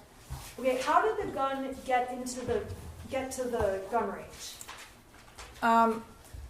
Well, my husband had got it ready for me and put it in the back of my car, and What I does that mean, got it ready for took you? the cable lock off, I guess I put the magazine things in the case and put it in the back of my car, and then I drove with my son to the shooting range with the gun in the back of my car. That's how it got there. Okay, did you see him or watch him take the cable lock off that day? No. Why not? I think I was just doing something else. I didn't pay attention. Okay, so when you got to the gun range, we saw in the video you carry it to the counter. Is that accurate? Yeah. Okay, the jury's seen all this, 5 bullets, and then you guys go shooting, correct? Correct. Okay, we obviously see you and your son, that shows the whole experience while you're there. Correct.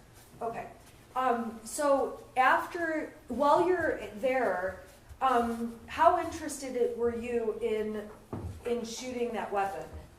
I shot it a couple times. I don't know, shooting's kind of boring. I'm more like skeet shooting, where actually something's going on. So I shot it a couple times, and he did the rest. Okay, and did you end up posting something about it being a Mother's-Son Day? I did. How did you feel about that day? It was a fun day. He asked me if I wanted to go to the shooting range with him, and he's never asked me, just me, to go before. My husband was doing DoorDash, and I felt good about it. How many times had you been to the shooting range before that day? Once. And when you went the one other time, who else was present? My husband. So this was the first day you're the only adult going? Correct. Okay, so we see obviously in the video you carry the gun in the case out. Did it have the cable lock on at that point? No. Okay, so what did you do from there? This is when we're leaving. Yeah.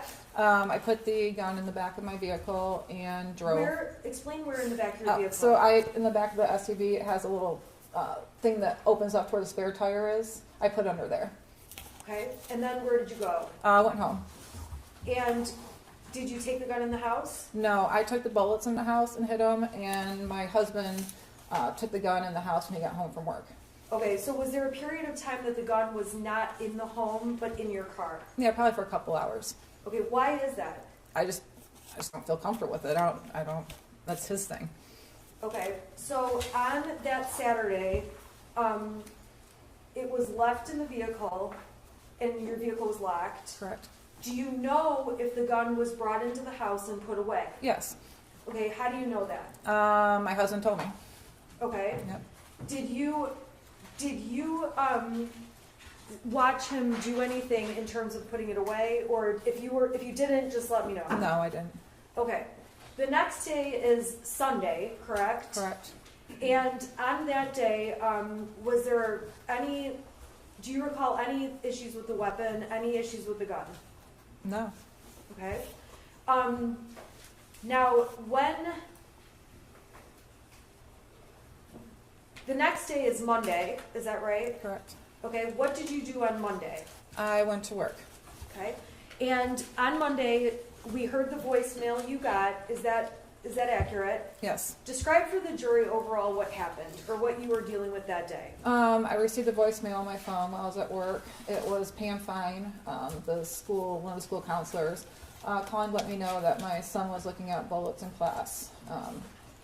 She let me know that they had a meeting with my son and that he said what he was doing was wrong, admitted responsibility. They gave him an example about teachers, even they brew beer at home, shouldn't be looking it up in school, and it was kind of upbeat. And then she ended up with, he understood. He went back to class. Just want to let you know. If you have any questions, please give us a call. Have a good holiday. Okay, and on that date, did you call Miss Fine back? No, I did not. What was your reaction to getting that message? It was pretty black and white. She said what happened. They seemed like they solved the problem, and I didn't have any questions. Okay, so on that date, did you end up saying anything to James about it? I believe I did. Did you say anything to your son about it? I did. What did you? And I think we saw text messages. You said, next time, don't get caught. Yeah, I said seriously looking at bullets in school, and then he went through a long couple of texts about teachers looking at his stuff, and he was worried about he was going to get in trouble. And then I said, next time, don't get caught. What did you mean by that? So there's an ongoing thing in our house. Someone always asked me the trouble I would get in high school because I was a little bit of a troublemaker, because I always got caught. Like, all my friends could be doing the same thing, and I'd be the one to get caught. So I was kind of referencing to that. Okay, so you said that, and did you feel you had to discipline him or do anything beyond talk to him about it? No, we talked. I listened to the voicemail, and that was that. Okay. Now, I'm going to go back for a couple minutes to talk to you about some exhibits the prosecution introduced from earlier in the year, okay? So I'm going to start with what's been admitted as exhibits 155 through 160, okay? I'm gonna pop them up on the screen and we're gonna just talk about each one briefly. So I'm gonna go to 155.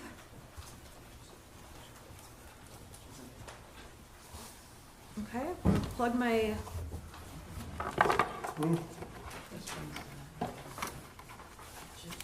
I'm sorry, it's not, I have to plug it in. Okay, so I'm gonna start with 155, okay? This was already admitted, so we're not gonna belabor this, okay? Oh, no, she doesn't have a picture of that. Oh, I'm sorry. Well, it's not necessarily your fault, this one isn't coming in. Okay. There it is. Okay, so we've already talked about this with other witnesses, so I'm gonna go a little bit faster. If you need me to slow down, let me know. Okay. Okay? This is Miss DeRiker's email with her and Sean Hopkins. She's telling him, when you get a chance, can you call your son down and see how he's doing? He's failing my class, tries to sleep all the time in class. Sean responds, I'll catch him by the end of the day, thanks, just a little worried. And that's that. You heard testimony about that, correct? Correct. Were you ever aware there was a time where your son was failing a class and trying to sleep all in capital letters all the time in class?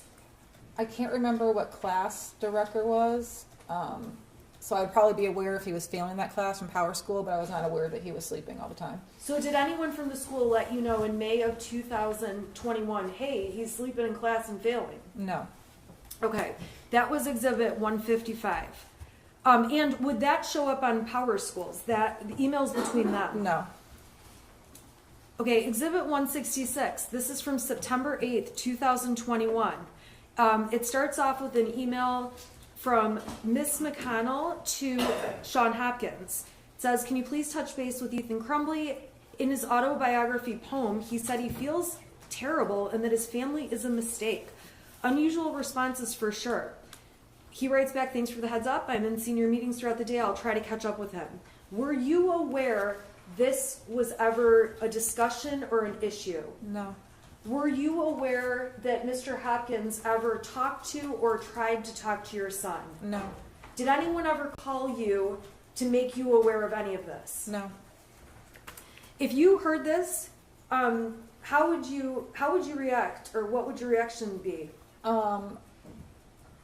I'd be definitely concerned why he feels like his family's a mistake and he feels terrible. So that would be a concern to me. Okay. So this is something you were unaware of. Correct. And in fact, when did you find out these emails existed? When we started getting discovery. Okay, so in this case. Correct. All right, so I want to go to 157. This is on November 10th of 2021. This is Miss McConnell sends Sean a message. Ethan Crumbley is having a rough time right now. He may need to speak with you. Sean writes back, I'm sorry I was in a meeting through the end of the day. I'll catch up with him. Were you ever made aware that there was some issue on November 10th where your son was having a rough time? No. Did anyone from the school ever let you know? No. Did you ever see anything like this prior to us getting materials in this case? No. If you heard your son was having a rough time, what would you do to follow up? I would talk to my son, find out what's going on. Okay. And I am going to minimize these for 1 second. I want to go back to some other dates that were discussed and exhibits were admitted. And I'm going to go back to March 20th. I'm sorry. Let's go in order. So March 16th of 2021, the prosecution has admitted exhibits 85, 86, 85 through 94, and let's see here. 85 shows you guys are making plans, and you say, I'm going to get drunk and ride my horse. Can you explain to the jury what you meant by that? And I'll get it up on the screen. I was going to have some drinks and ride my horse. It was St. Patrick's Day. I'm sorry, that's on the 17th, Correct. right? Okay, the 16th though, Oh, I'm sorry, you're right. Okay, so explain that again. So let me get it up on the screen because I'm messing up. Okay, 85.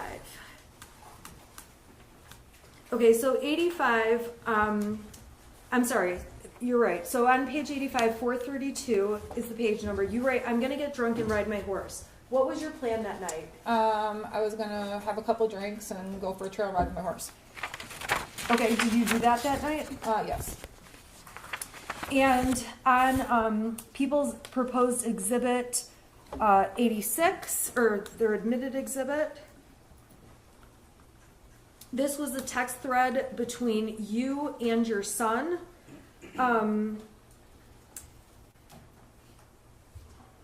Let's see here. This is a text where the prosecution admitted to show that your son texted you, okay, the house is now haunted. What time was that text at? It says 6:03. Okay. PM. I don't know if it says -4. I don't know what that means. Okay.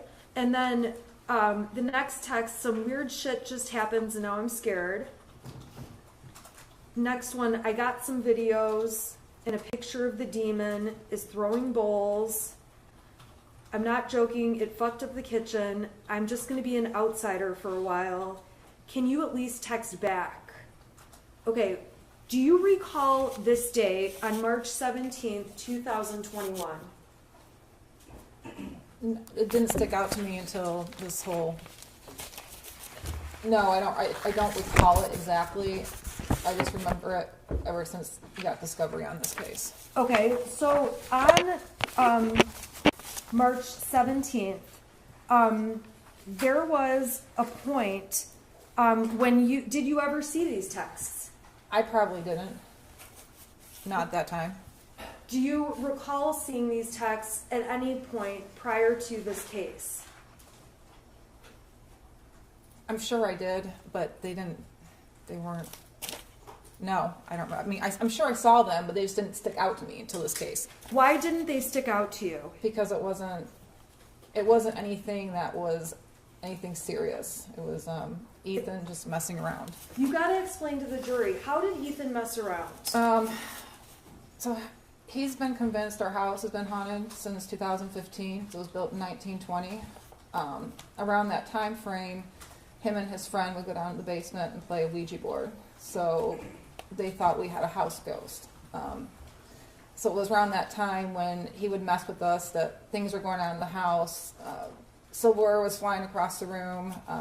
Doors were slamming. He actually took a video of the door and showed me when I got home. And you can clearly see where he's standing back with his phone, looking at the door that's open. You can see him walk up the door, and you can kind of see him slam it, and him trying to say, "See, our house is haunted." So it was that kind of stuff that he did. Okay, and did that continue on into 2021 when you'd get messages like this? Only a couple of times, but I think he just got over it. Like it wasn't. He got bored with messing around with the ghost. So. Did you mess around with him? Yes. Okay, what did you do to him? When they were downstairs in the basement playing Ouija board one night, I went and flipped the circuit breaker off in the house, and he thought it was the ghost they conjured up on the Ouija board. Did James ever mess around with you or with Ethan? Yeah, a little bit. Give us an example of what he did. He said a lamp fell off a ledge in the basement, and so he named the ghost Victoria. So he was convinced there was another house ghost. So just kind of like an ongoing, like our house ghost, we called it. My son named it Boris Johnson. My husband named it Victoria. It was just a little phase. Was there ever a time where James pretended he got electrocuted? Yes. What did he do? We were remodeling our living room, and he was taking the old ceiling fan down and having to figure out what wires go where to the new ceiling fan. And as he was reaching up, he pretended to get electrocuted, and he fell on the ground and was shaking, and I ran up and I kicked him. I don't know why I kicked him, but I did.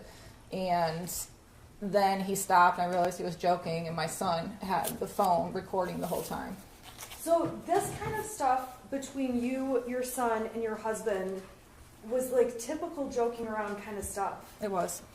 Okay, so when you look back at these texts now and you see that there's a demon throwing bowls and things like that, now looking back, do you think, oh my gosh, he had mental issues? No.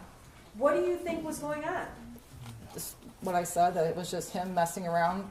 He only did it when we weren't at home, and it was for a short period of time, and then he got bored. Okay. So on that date, the prosecution admitted all kinds of stuff to show you were with your horse, and James was with your horse, correct? Correct. And you guys were with your horse. Correct. How long would you have been out there? What was a typical trip to the barn? Usually about 3 hours. It takes about a half hour to get the horses tacked up and ready. We usually rode for about an hour, and then anywhere from a half hour to 45 minutes to cool them down. And with respect to the horses, did you and James go out there? Did you go every day? No. How did that work? Who went? How did you guys pick? Whoever felt like going or had the most availability. Sometimes I'd work late, past 6 o'clock at night. I couldn't go. There's nights that my son had to go to bowling that had taken. Whatever happened that day, we just say, I'm going, or you're going, or it just was a day-by-day thing. Okay, so I'm going to skip ahead. This has been admitted as Exhibit 84. This goes to March 8th and 9th. Okay, do you remember talking about those dates? I think so, yeah. Okay, now on those dates, the prosecution admitted Exhibit 84, which is up on the screen. These are texts between James and you, and it looks like you're saying you're going to have to skip the barn tonight. Do you recall that? Yes. Okay. And then you ask, is Ethan going to bowling? Correct. James says IDK. What does that mean? I don't know. All right. And you ask him about that. Okay, and I want you to describe, what are you doing in these text messages up on the screen here, these 4 in a row? Can you go back to the green one? Yeah. Okay. Here, I'm sorry. No, it's fine. I got it now. I was just texting him, asking him if he was home from school yet, Okay. and if he had his phone on him. So you're texting. I think, looking at this, we must have gotten into an argument about his grades and took his phone away the night before, which is why I was asking if he had his phone on him. Is it common for you to text repeatedly about someone? Are you home? Where Yeah. are you? Yes. Okay, so in your messages, is it fair to say we're going to see that a lot from you? Yes. Okay. Your husband wrote back, he does not get home till 3:16. Did you know what time Ethan got home every day? I knew it was after 3, like shortly after. I wasn't sure to the minute.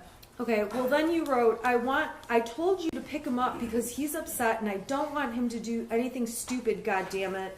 What did you mean by that? I don't know. Just if he walked home, I was worried if he was upset, he would just walk to Little Caesars or Frosty Boy and not let us know, and then I'd worry, or he'd take the route through. There's some kind of woodsy area to get to the trail to our house, and there's some homeless people that live back in there.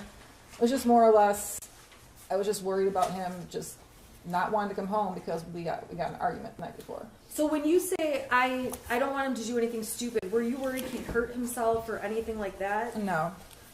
And James responds, dude, chill, he is fine, and I am trying to fucking work. Your next question, does he have his phone? Is that right? Correct. Okay. And then he says he won't answer while he's walking. The exhibit speaks for itself. And then you start up with, I'm seriously freaking out. Is he home yet? And then it looks like a blank message. Yeah. Why are you freaking out so much? Because he didn't tell me he was home. So, and I think he must have, I don't know, did something with work. I couldn't get a hold of him. So it was like, why can't I get a hold of you? Why can't I get a hold of anybody? Okay. Did this concern you ultimately that something happened that day, or did this get resolved? I think he just got home and that was it. Okay. Now, the next day, which would have been the 9th, you and James, we can agree, went to the barn together that day, correct? Correct. The prosecution provided a picture, GPS exhibits, phone data exhibits, correct? Correct. All right. On that day, we agree you guys are at the barn together. Correct. Okay. I'm going to go to the prosecutor's exhibit 82 that was admitted. Okay. And you send him a message to Ethan that says, where are you? Or Ethan sends you a message that says, I'm sorry. You send a message to Ethan saying, "Where are you?" at 3:17 and 32 seconds, UTC -5, correct? Correct. All right. So then Ethan sends you all these texts. Can you get home now? I think that someone's in the house. Someone walked into the bathroom and flushed the toilet, left the light on. I thought it was you, but I came out, no one was home. There is no one in the house, though. Dude, my door just slammed. Maybe it's just my paranoia. But when are you going to get home? Okay, what was going on that day? So if you go back to the beginning of the thread, Okay. is it the beginning? So you can see the time on there. That was the time I'd be driving home from the barn. And when I got home, he was asking me why I didn't answer the text, and he said the weird stuff was going on in the house again, and that was that. Okay, when you walked in, do you recall discussing these messages with him? It was mainly, I've been trying to text you, why don't you answer? And I told He him, said that or you said that? he said that. Okay. And I told him I was driving home, I wasn't looking at my phone. So why weren't you looking at your phone, or what's going on with your, did you have a signal? Do you not have a signal? What's happening? I could have had a signal, I don't know. I probably just had my phone in the front seat of the passenger side and didn't look at it. Okay. When you're out at the barn, do you get every text that people send you? No. What's your signal like out there? I have Metro PCS, so it's not as good as somebody had AT&T and Verizon, but there's very limited spots at any barn I've been at where there's any type of signal. Usually you have to find the one spot you'll see everybody standing at talking on the phone, but it's not all over the barn. What about on the roads to the barn? So that barn we were at, it was between Oxford and Groveland area. So all those roads, once I passed the market, there's no signal until I got to a fire station. Then I have a signal, and then once I pass the fire station, I wouldn't have a signal. Then I hit a grocery store, I'd have a signal. Once I got past the grocery store, all the way to the barn, I had no signal. Looking back on these texts now from March 9th, okay, seeing him say, "There's someone in the house, I think. Someone walked in the bathroom and flushed the toilet, left the light on." Do you think he was having mental issues that day? No. What do you think, what is your conclusion about these messages at this time? He was just messing with us. Okay. Is this the kind of messing you previously talked about? Yes. All right. I want to go to March 20th. This is People's Exhibits 96 through 100. They established on this date you're out at the barn. This is you, yes? Yes. Okay. And another picture of you. Yep. And we've got data showing that you were out there, correct? Okay. And there's a text message exchange that was admitted as People's 96. I'm going to put that up on the screen for you, okay? Okay. So in People's 96, this is between you and your son, correct? Correct. He says, "Can you at least text back?" You're asking, "Where's your dad? Text me when you're done yet?" And he starts up with, I finished picking up the room. I cleaned until the clothes started flying off the shelf. This stuff only happens when I'm home alone. I picked the clothes back up though." That's at, it looks like 2:34, and we may be off by an hour or so because it's that UTC. This one's -4. Your next text is, "Jumping in shower, text your dad if I don't respond." And your text, no matter what the time zone is 6 hours later. Do you recall getting these texts? It's 2 days. Messages? It's 2 days and 6 hours later. Oh, I'm sorry, you're right. 2 days and 6 hours. So do you recall, though, getting these couple on the 20th about, "I finished picking up the room, I cleaned until the clothes started falling off the shelf"? Do you recall that? Only when we got discovery. Okay. Now, looking back on these days, are you thinking, "Oh my God, he thought things were happening that were crazy"? No. Do you think anything of it now? No. What do you think is happening in those messages? I just think he was messing with us. Okay, so those are 3 times where you guys are at the ranch and he's messing with you. Is that a fair statement? Yes. And at that time, that was months and months before November. It was in March, is that correct? Yeah. Okay, so beyond March, was there other times where he was saying these goofy texts and messing around? No, I don't think so. So there's two more dates I need to ask you about. I'm going to go to April 4th, which was a Sunday, and that is going to be exhibit that was admitted 101, okay? So exhibit 101 are text messages, and these are between, who are these between? Those were between my son and his friend. Okay, now prior to this case, did you ever see any of these messages? I did not. Were you aware any of them existed? I was not. Okay, so this is from April 4th, and your son's saying, he's the one sending messages that say, I hear people talking to me and someone in the distance. I actually asked my dad to take me to the doctor yesterday, but he gave me some pills and told me to suck it up. Like, it's at the point I'm asking to go to the doctor. Was there ever a time where he asked to go to the doctor around this time? I don't think so, no. Then he says, my mom laughed when I told her. Was there ever a time where he's asking for help and you're laughing? No. He writes to his friend, and this is just later that night, but I'm having bad insomnia and paranoia, and I need help. I was thinking of calling 911 so I could go to the hospital, but then my parents would be really pissed. Okay, so this is all one long conversation. Is that right? Correct. He says, I'm going to ask my parents to go to the doctors tomorrow or Tuesday again, but this time I'm going to tell them about the voices. This text message or instant message thread, were you even aware of this? No. Do you remember any time where he came and talked to you and said anything about hearing voices? No.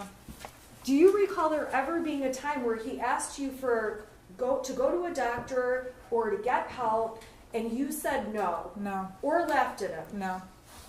So when you see these texts with his friend, do you have any idea, and if you don't, that's fine, do you have any idea what he's doing with his friend? I don't have any idea. Okay. Do you know if him and his friend messed around with each other like you and your husband do with him? Speculation, Judge. I'm sorry. If you'd have to have personal knowledge. When you were testifying earlier, you mentioned that your son and his friend would play within a Ouija board. Is that right? Right. When did that happen in relation to 2021? I know he got the Ouija board for Christmas of 2020. So for a few months after that, they were really into playing it, and then they got bored with it. And it's probably sitting on our shelf getting dust. Okay. On April 29th, I'm going to turn your attention to that day.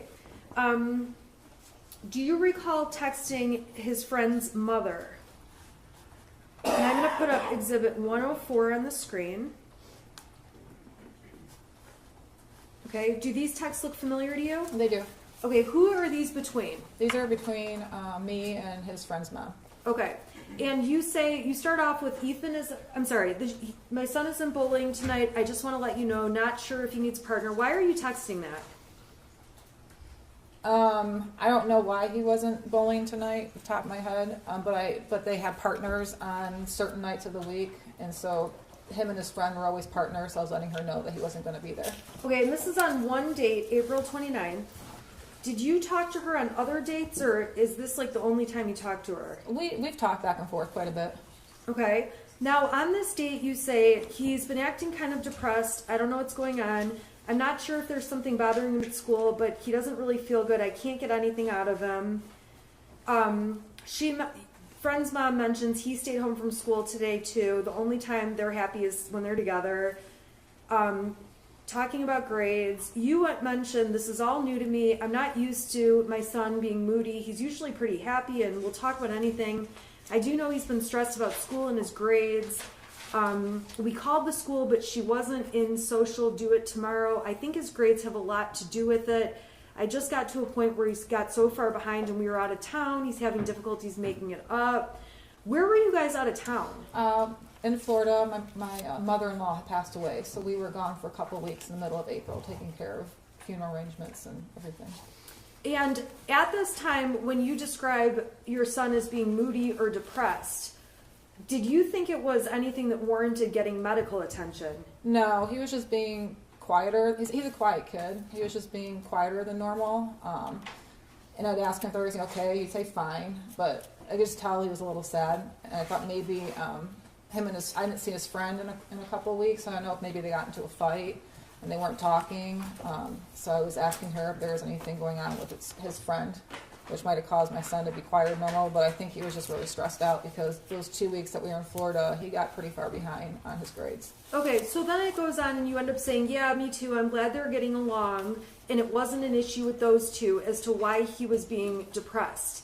The online school is horrible. I've given up too. I told him just to do his best, don't worry about it, next year's a new year. And then maybe if his friend is feeling better, he wants to come over to work, and then you're talking about shooting up a gun range in the backyard, correct? Yeah, targets. Okay, so did this issue of him feeling depressed or acting moody, this one period of time, did that go on or did that discontinue? It discontinued. I mean, it was a little phase, and he seemed to be fine. Him and his friends started coming over more. I think it was more or less his friend wasn't coming over as much, and he just seemed quieter than normal.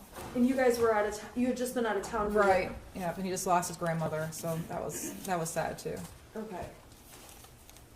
All right, and then there was one other conversation that you had with his friend's mother that the prosecution introduced as Exhibit 105. I'm going to put that up, okay? So this is actually from. Let's see here. Starts off on I'm going to go to Halloween. So 10/31 of 21. You say to her, James filled me in on his friend last night. I'm so sorry you guys are having to make such a hard decision. Please let me know if you need anything. What was that about? We had found out the day before Halloween that his son, my son's friend, went to Wisconsin to an OCD treatment school. We didn't know. We had Halloween plans, and we were texting with his friend's parents about his friend still coming over to carve pumpkins on Halloween because they do that every year, and then they go out and trick or treat. And we didn't hear from him, and all of a sudden my husband found out through his friend's dad that they drove to Wisconsin, and he's at an OCD treatment center for at least 90 days. So it hit us really hard because we didn't really expect it coming. He didn't expect it coming. It was hard. Did you do anything different as a parent when his friend was taken away, essentially, to the hospital or the other school? I don't understand. Did you do anything different as a parent in terms of spending time with your son? I mean, we did as much as we could. Okay, tell us about that. Tell us about that month. I think we did more family game nights than normal. He was working a lot. I would check in with him, make sure he's doing okay. And that's when I started asking him, do you have friends at school that you can hang out with? And if so, you're more than welcome to invite him over. Okay. I was more on point with the fact that he was sad. Okay. And even though he was sad, did you feel like there was anything where he needed help or needed mental health treatment? No. Was his loss of his friend being in his life anything that made you think he needed counseling or a therapist? Not to that extent, no. I'm going to unplug this so that we can go back through go to questions that don't involve exhibits, okay?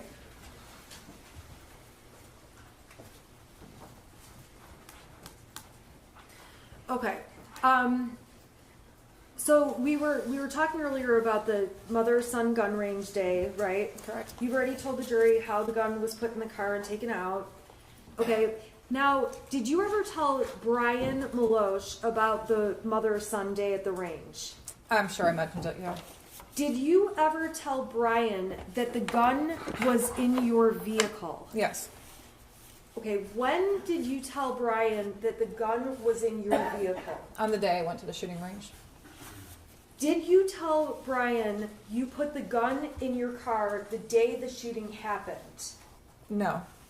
So when he testified to that, was that accurate? No, I think he was confused. Okay. Did you specifically tell him about the gun being put in your car that other time? Yes. Aside from that time that you drove to the range, was the gun ever in your car? No. Were you aware Brian had memory issues? No, I was not.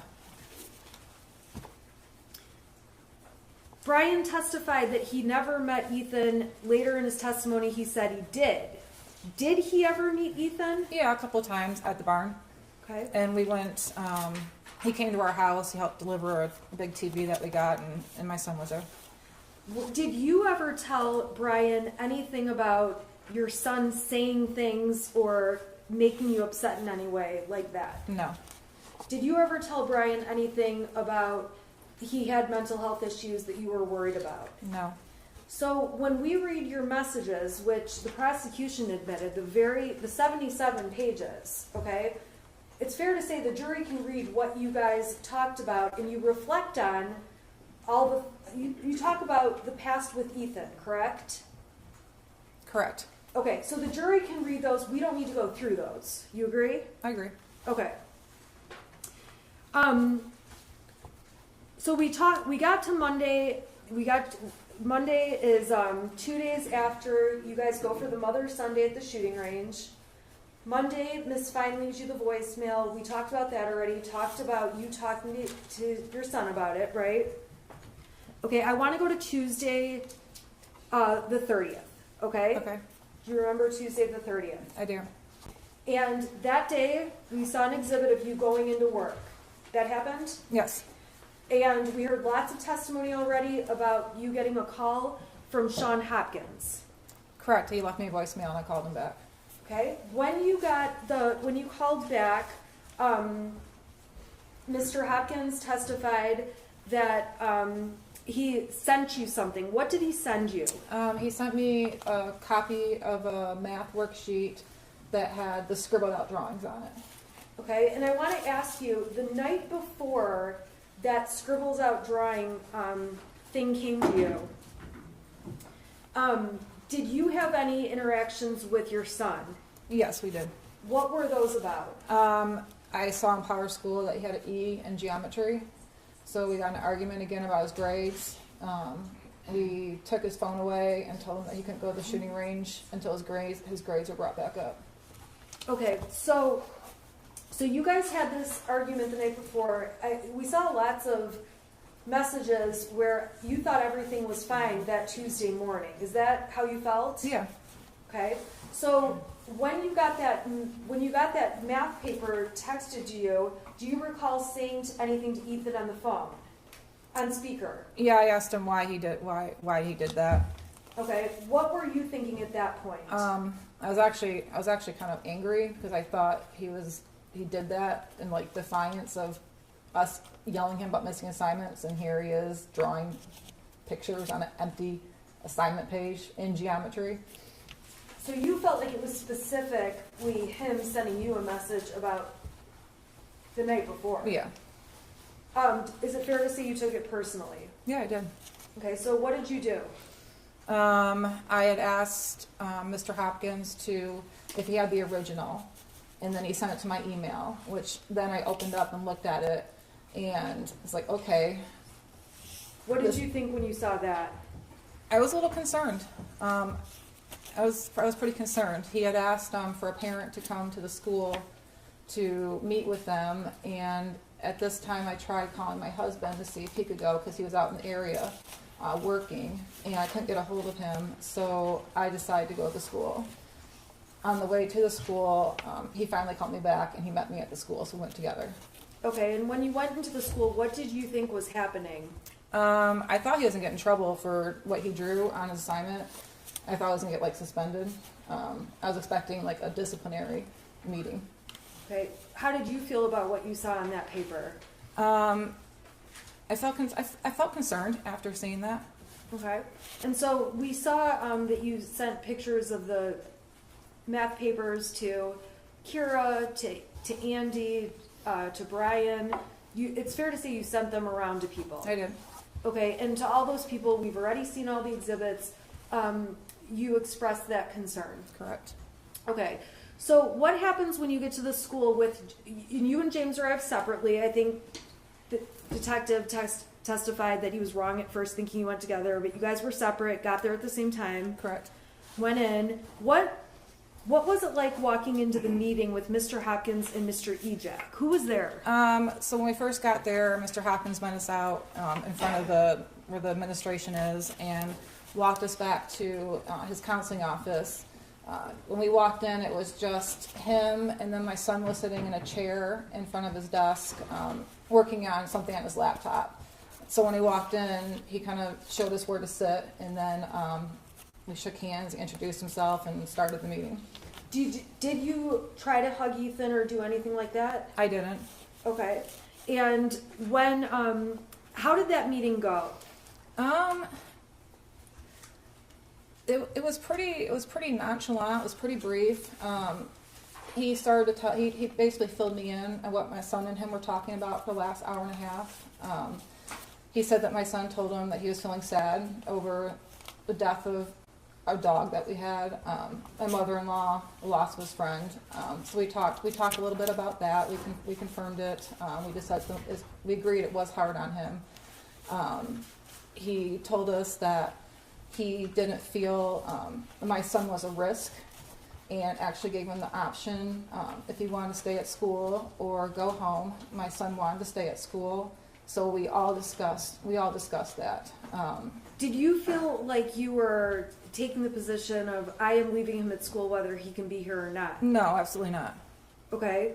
Were you surprised or were you not surprised? Did you have any feelings about whether or not he could stay at school? I didn't really. I thought the advice that they were giving us was a good advice. We talked about him being sad, and then he said being around peers usually helps. We all agreed to that. My son gets very stressed out when he does virtual school, so we agreed that it might stress him out more to do his school remotely the rest of the day. But there was never a time where I would refuse to take him home. I could easily, if he wanted to go, take him with me. I had no issues with that. Okay, so ultimately, did you take a paper from the school? The counseling papers, yeah. Okay. There was a stack, like maybe 10 sheets with multiple counselors listed on them. Okay. And were you planning to do anything with that sheet? Yeah, actually, we were going to start. I gave it to my husband out in the parking lot, and I told him I had phone calls at work the rest of the day, so I told him to start making calls once he got done doing his DoorDash. Okay. Now, the prosecution introduced and admitted an exhibit, which was a search off of Yahoo about clinical depression treatments. Do you recall ever Googling, but do you recall ever searching that topic? I don't, and I don't usually use Yahoo as a search engine. I always use Google, so I don't know. I don't recall it, no. Okay. Do you recall how or if you ever saw anything on Yahoo about clinical depression?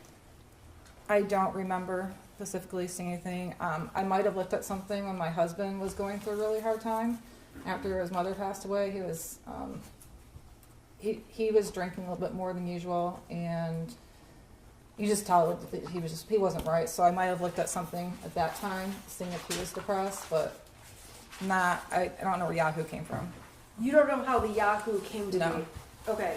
When you're on Facebook and Instagram and all those things, do you ever hit the clickbait stuff? Sometimes on accident. Sometimes I do on purpose. Okay, so that search on Yahoo, you don't remember ever putting that in the search bar? No. Okay. But you are saying it's possible you looked at it, is that? It's possible. Okay. All right. So let's go back. So you're at the meeting. How did the meeting end? So we all decided that my son was going to go back to his class. So we wrote him a pass to go back to class. After he left, all four of us were in the meeting, and they asked if we had any questions, and we did not. And then I said, I'm going to go back to work. And we left, and I went to work, and my husband did DoorDash. And Did you mean to be abrupt about ending the meeting? I didn't think I was abrupt. Did you think you ended the meeting?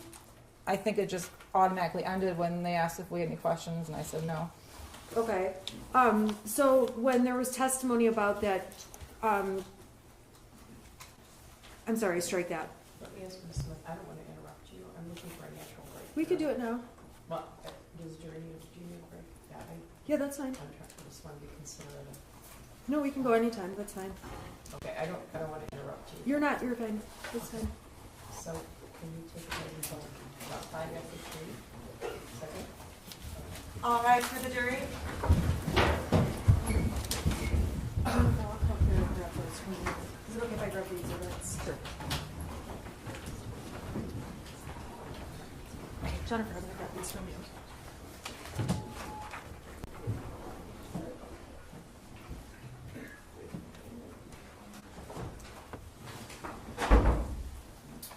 You can be seated. I don't usually like to interrupt people's direct, but I know you have quite a bit more, and they've been at it since 12:30, so we're going to take about a 10-minute break to 5 after 3. Okay. Judge, based upon the testimony, I need to pull some exhibits, so it'll be longer than 10 minutes. I'd like to get ready to cross after direct. So, we'll do that right now, but it'll be longer than 10 minutes. Okay. If that's okay, we're gonna need some time, I think. Yes. Okay, well, you have quite a bit of direct left, I think. I You have- quite a bit, your son. I right? have- I don't know how to do I've that. gotten through 3/4 of it, so Okay. I'd say I have a quarter of it left. Okay. And a lot of it is probably going to go pretty fast because the exhibits speak for themselves, and they've already admitted videos of all of it. So, Okay. All right, you can take them down, and can you guys let me know then? I don't like to let them sit very long, but if you let me know. Sure. I mean, you're not talking about half an hour or an hour or anything, right? Not an hour, no, but There's, we're trying to avoid standing up and saying we need a time and having to take another break, but No, I get it. we'll go as fast as we can. There's a lot of things she testified about, I think that Mr. Keese Okay. wants to. right. Well, I just. Your Honor, wanted I to- moved fast with their exhibits. Oh, I it's kept good, going. it's I good. didn't take breaks in It's between. good. It's good. I'm more concerned about the jury sitting than anything. Sure. Okay. Yeah. Sure. Thank Okay. you. All right.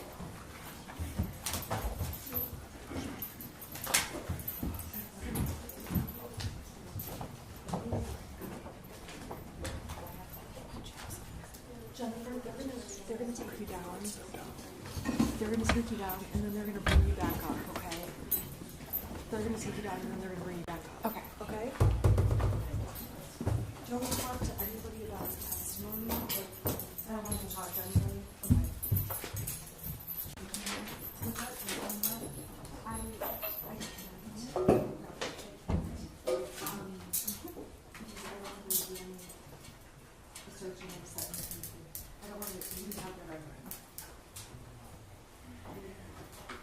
Okay.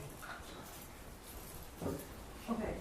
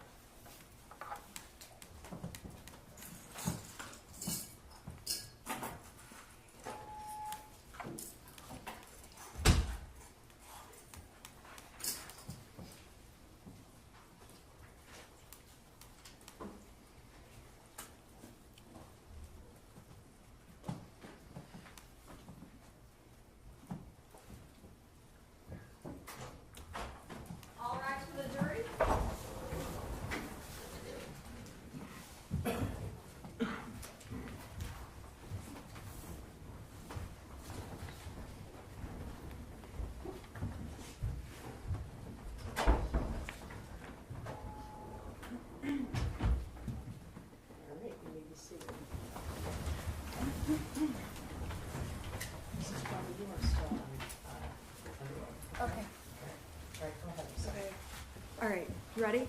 Yep. Okay. We were talking about the meeting at the school, and I think the jury's heard a lot about that meeting, okay? So I'm gonna fast forward. You go back to work, right? Yep, We saw the exhibit of you walking back in. correct. Okay, we heard Amanda Holland testify about how she gives you some advice. Do you recall her giving you advice? I don't, Is she somebody you go to for advice? no. Why not? We were never like friends outside of work, and she was Andy's administrative assistant, so it was just formalities really with her. We didn't really have anything in common. Her child was real young, I had a teenager. Okay. All right, I want to go to the time where you heard there was an open shooter. The jury's already heard how you heard about that, okay? And we know you got in your car, you drove up to Oxford, right? Correct. Okay. We heard about the description of that caravan. Did you see that caravan? Yeah, I joined it. It's a black SUV, and that was my fastest way to get to the school. Okay, so you actually were a part of that with all the law enforcement officers all headed up. Yep, I just kind of jumped in. What is that, Lapeer Road? It started on 75. I work at Square Lake and Telegraph, so I got on 75 from Square Lake there. And it was well before the M24 exit. I would say about a quarter of a mile. The track was backed up. Okay. Now, you sent a text, and if you need to see it, let me know. You sent a text to your son that says, "You can talk to us." Why did you send him that? After I left the meeting, I knew that he was sad about things, and I just wanted to let him know that he can talk to us about anything. Just wanted to make sure I opened that door. Just let him know that we're there for him. We love him. Okay, and he said he loved you. Do you recall that? I do. Okay, was there anything unusual about that? Yeah, he's at that age where it was hard to get I love yous back out of him. For me to open my text and just see him randomly saying I love you was abnormal for him. Okay, did you think anything at that point? No, not right at that point. I think I said text back I love you too. I don't remember. I believe I did. Yeah. Okay, and later in the thread you say don't do it. So when you hear there's an open shooter at the school, I want to know in your mind, what do you believe is happening? Well, my husband had called me when I was still at work, and he said there's an active shooter at Oxford High School, and I can't get a hold of Ethan. And that's when I opened my phone and I saw the I love you text. And then I texted him, are you okay? In the process of it, I was getting my stuff and running out the door, letting my boss know that I had to go to my son's school. It was on 75 when I was trying to get to the exit that my husband called me and he asked me where I hid the bullets, and I told him, and then he said the gun is missing. So instantly, I'm like, oh my gosh, he's got the gun. I didn't actually think he was at the school shooting it. I thought maybe he walked home and got the gun and was in the field by the school. I didn't imagine my son actually going into a school and shooting. And then when we got more updates, I was like, oh my gosh, he's a school shooter. He's going to kill himself, because in my mind, that's what school shooters have done. They've killed themselves after. So I yelled in my talk to text, Ethan, don't do it, because I thought he was going to kill himself. At that point, did you think Ethan had killed anyone? No, I didn't even think he shot anyone at that point. Well, that was going to be my next question. Did you believe he injured anyone or shot anyone, did anything? No. I thought he was going to kill himself. Okay. So you find out the gun's missing, so you do think he's got the gun, but is going to turn it on himself. Right. Okay. So where did you, at that point you went to the substation? I think we saw the video. Yeah, my husband had called me when I got close to the house, and he said the substation just called, and they want us to come down there. They have my son. And so I picked him up on the way, and we drove to the substation together. When you say picked him up, picked who up? The my son was in custody, basically, the Right, substation. so who did you pick I up? picked up my husband, sorry. Okay, you picked up James. Okay, what was going through your mind at this point, going from picking James up to the substation? I don't know. I asked my husband, I was like, is he alive? And he said, oh no, we're going down there. I didn't really know what to think. I was kind of it was kind of hazy. It was kind of, everything was a little surreal. I still didn't believe that he actually shot anybody or was in the school. I just knew that there was gunfire. I didn't know the extent of it at all. So when you're at the substation, did you asked them about fatalities? We saw it on there. That wasn't at the sus. Oh yeah, I did. Okay, but you didn't get an answer, right? No. At not that there. point, were you thinking that anyone was injured or that anyone was hurt? He did say there was injuries, and at that point, my mind went to, we can handle injuries. We can handle injuries. I went into kind of like go mode, like what do we have to do? My son's arrested.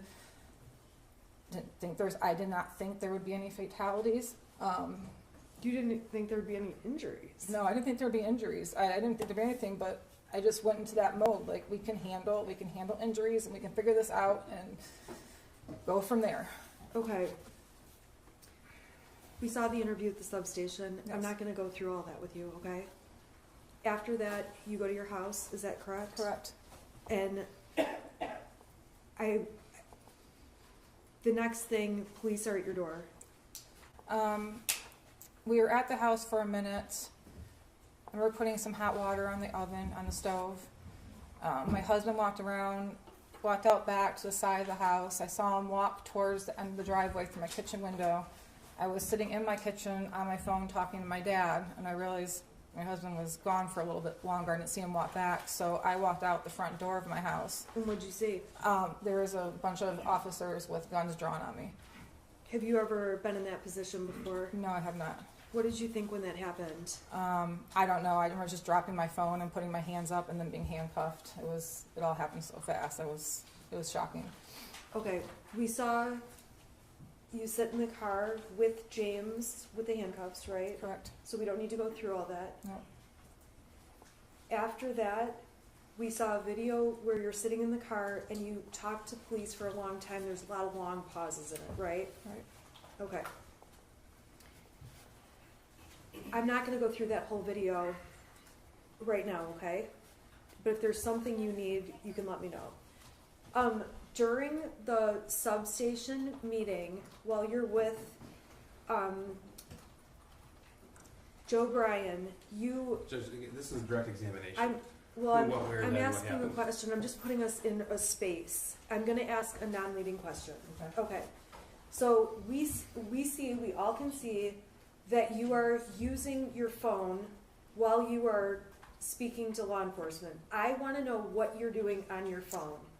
It's not leading. What were you And the doing on whole your jury phone? can hear you constantly saying What were object. you doing on your phone? First I was looking for the paper to show the officer that was sitting next to me. The first one I pulled up, I couldn't get to zoom in, so I had to search through my emails for the other one to get that pulled up. Once I got my phone back, I'm pretty sure I was going through the massive amount of text messages and Facebook messages I was receiving from family and friends asking if my son was okay, because at this point in time, nobody knew anything. I was also messaging with my my boss, who happens to be an attorney, trying to get his advice on what to do. I was on my phone, I'm not going to deny it. I was probably looking at text messages and Facebook messages and just trying to get updates on anything. Is that the same or different when you're in the back of the patrol car? What do you mean? There's a point where you're in the patrol car by yourself. Right. Okay, you've got your phone. Tell us what you're doing on your phone at that point. I now was messaging with my dad a lot because I had dropped the phone when I was talking to him and I got arrested, so I was filling him in what was going on. I was also messaging immediate family members and close friends that my son was okay, but he was the shooter. So that's mainly what I was doing. What was your state of mind like at that time? I don't know. I was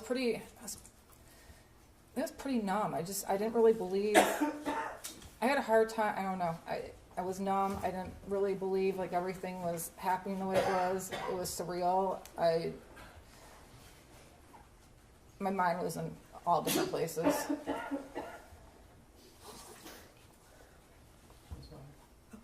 Okay, so,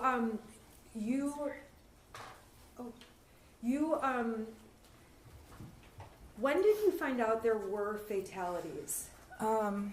In the back of the car when I was by myself, and I asked the officer, and he told me there was 4 fatalities. That's on the video. Yes. I'm not gonna ask you questions about that, okay?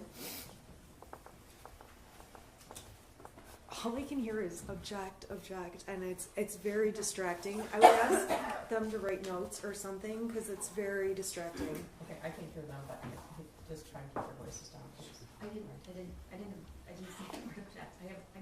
Okay, Okay, We're not saying object. okay, well, she can hear you saying something apparently, so. okay. So, this is the time where you find out there's fatalities. I'm gonna move on to a different topic. On your cell phone, do you have a habit of deleting messages? Usually it's threads. Okay, explain to the jury what you do, because go ahead and explain. Well, on Facebook, I do a lot of Facebook Marketplace, so I get a lot of messages. What's Facebook Marketplace? Where you buy and sell things. So the first main screen of my phone will get clogged up with Marketplace messages, so I'll just delete threads till my main people come up that I talk to on a regular basis. If that starts getting full, I delete those threads too. Same thing with text messages. I delete threads until the main people I talk to are up on the main screen, so I don't have to scroll down to find them. Okay, so is that a habit that you started that day, that month? When did you start doing this deleting texts thing? Pretty much when I got a cell phone.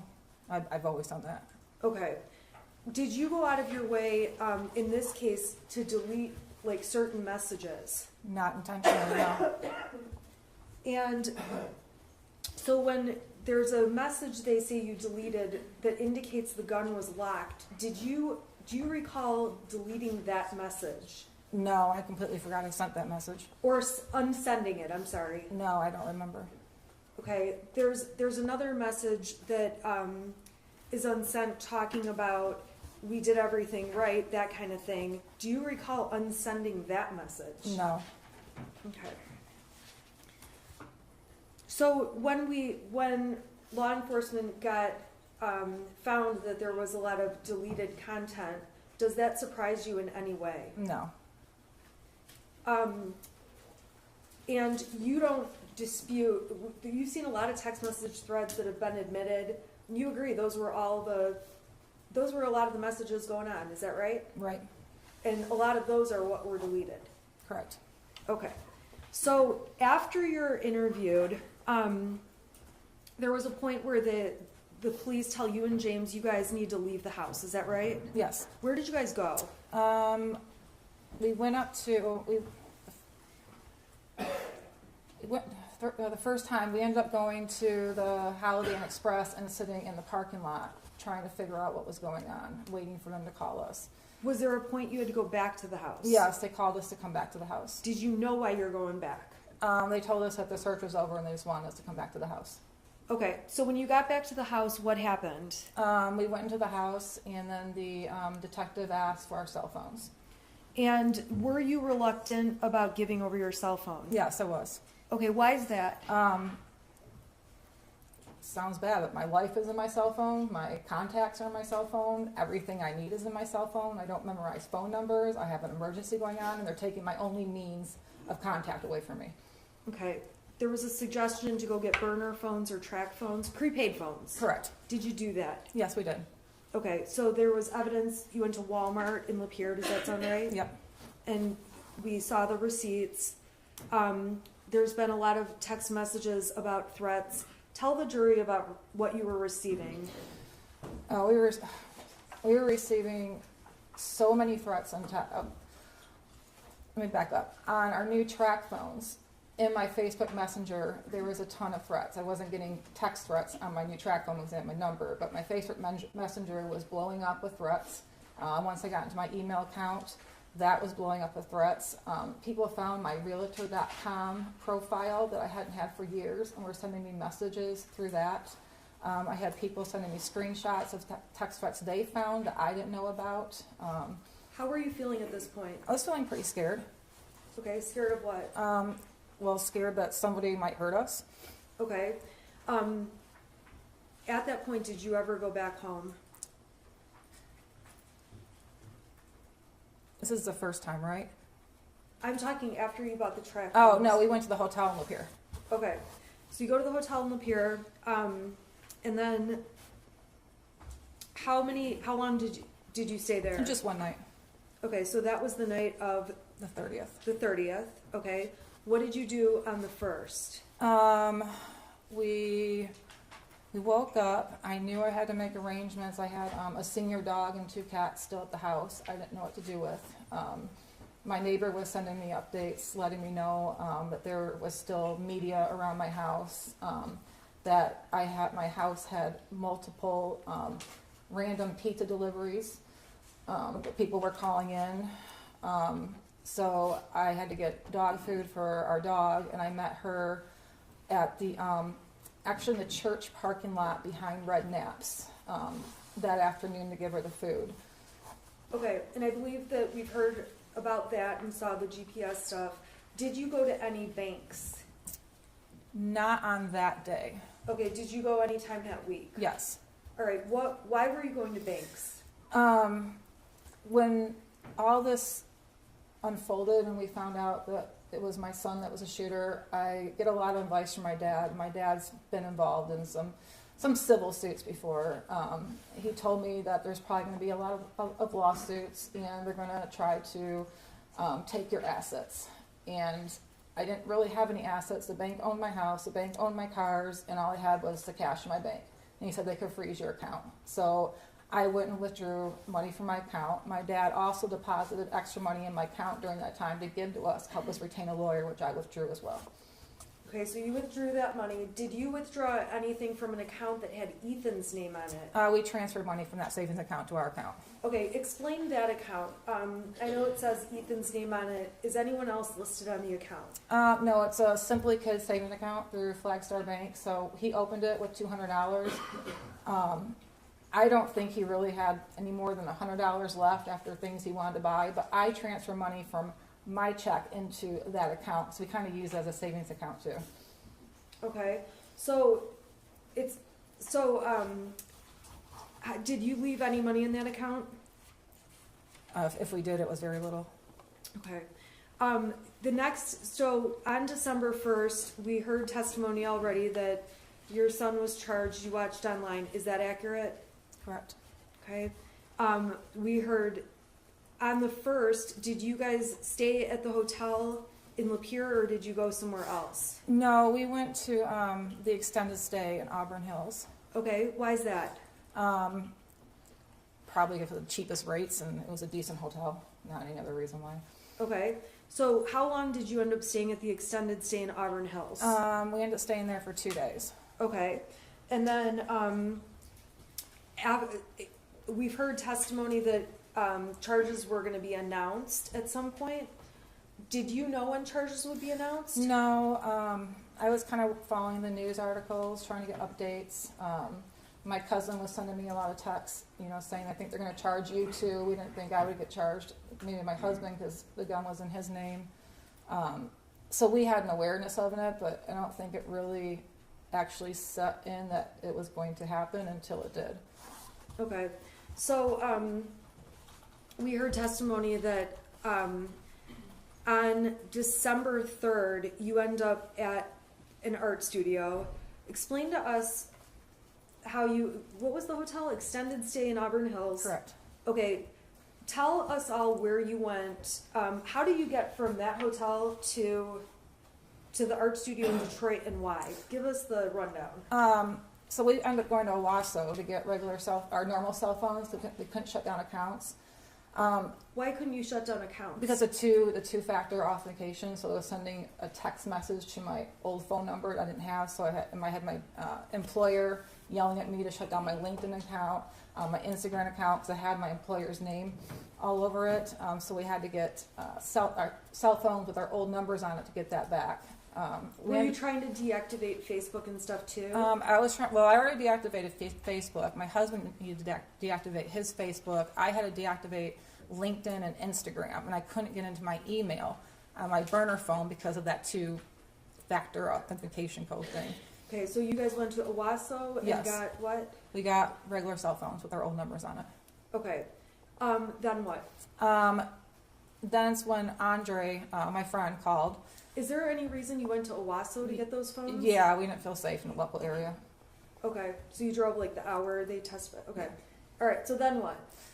So my friend Andre, who owns the art studio, called and was checking in to see how we were doing, and he wanted to stop by our hotel. It was the night of the 2nd.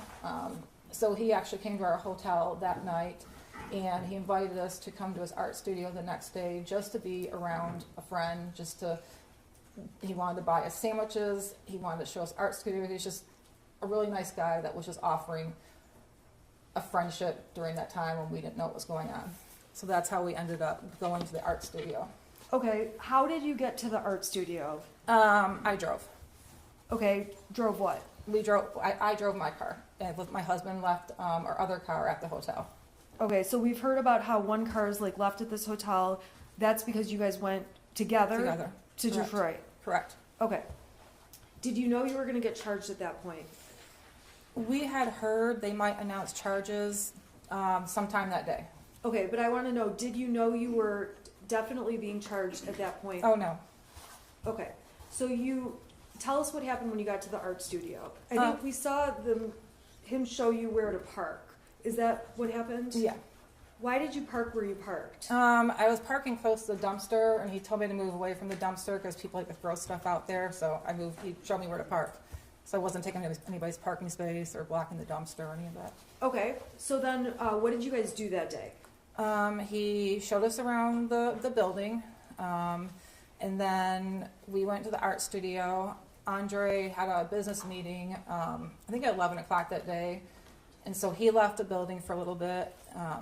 He came back after charges were announced. So he came back when we found out we were getting charged. He brought sandwiches back. At that point in time, How were you feeling at that point when you found out you're getting just charged? freaked out. I've never been charged with anything in my life. Okay, so you've never been charged with a crime like this? Like this, correct. Okay, of this magnitude. Correct. All right. So so you know you're charged, or you know that they want you. What was your plan at that point? Well, I was in touch with my attorney, Me. you, and I was taking your advice that we're going to turn ourselves in When were you planning to turn yourself in? the next day, so it would be Saturday morning. Okay, why was that? That's when the Novi court was doing arraignments that day. Okay, so on Friday, the whole afternoon, you know you're being charged. That afternoon, what was your plan at that point? Or what were you doing at that point? I was debating whether or not to go back to Auburn Hills and stay at the extended stay. And I think this is before we even knew there was a manhunt out for us. Okay, Your Honor, may I approach the witness with the defense exhibit, proposed exhibit A? The prosecution has received it. No objection. Do you object to submission? Okay, thank you. Okay, A is admitted. Can you tell the jury what that document shows? It's a Priceline.com travel itinerary, year trip from December 1st. Okay. Last visited 12/3/2021. Okay, so when you're, on 12/3, are there also searches for another hotel?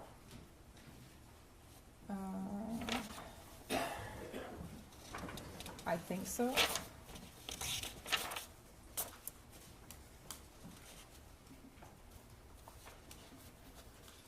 Yeah, there's a Priceline checkout, Auburn Hills, 12/4, 12/5, so I think I was looking out for those dates. So you were planning to, is it fair to say then you're looking for a hotel? Objection deleting.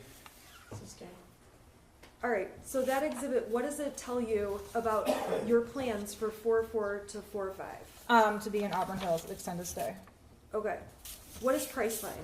It's an app where you can get last minute hotel deals. Do you agree these are your searches? Yeah, I'm always on Priceline. Okay.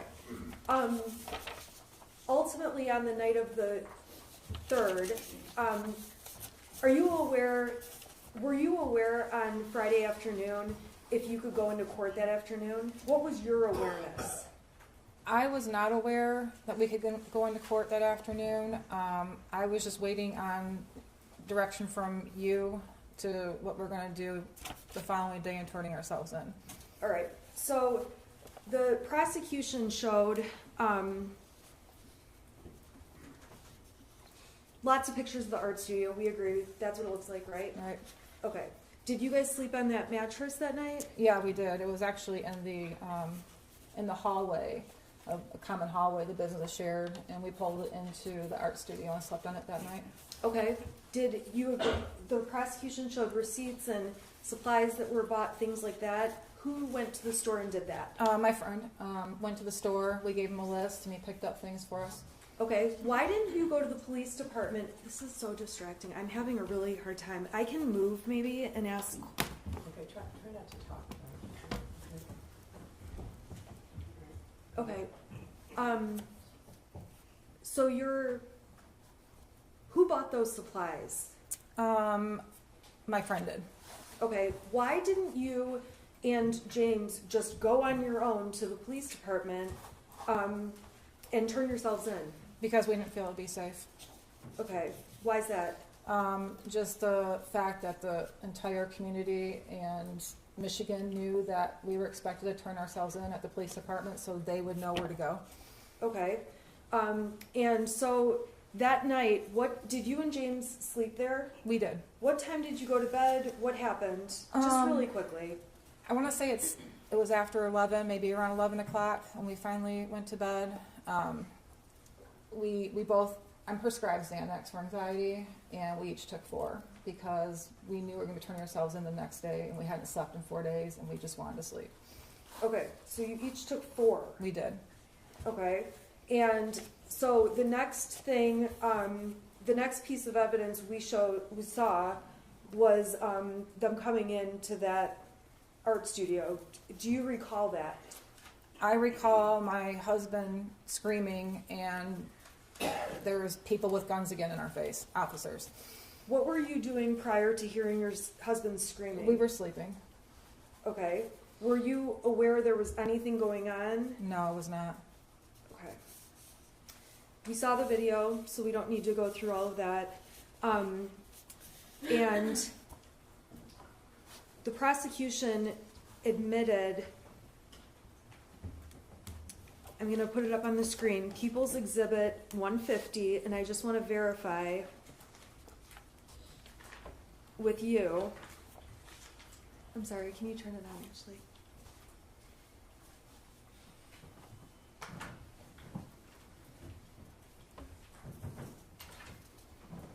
Okay, do you see it on your screen? I do. Okay, what is that? That's an alarm we set for, or I set for the next morning, For Saturday morning? for Saturday morning, correct. Okay, do you recall why you set it for 6:30, 6:45? Is there 2 alarms or 1? Yeah, there's 2. Okay, why did you set those alarms?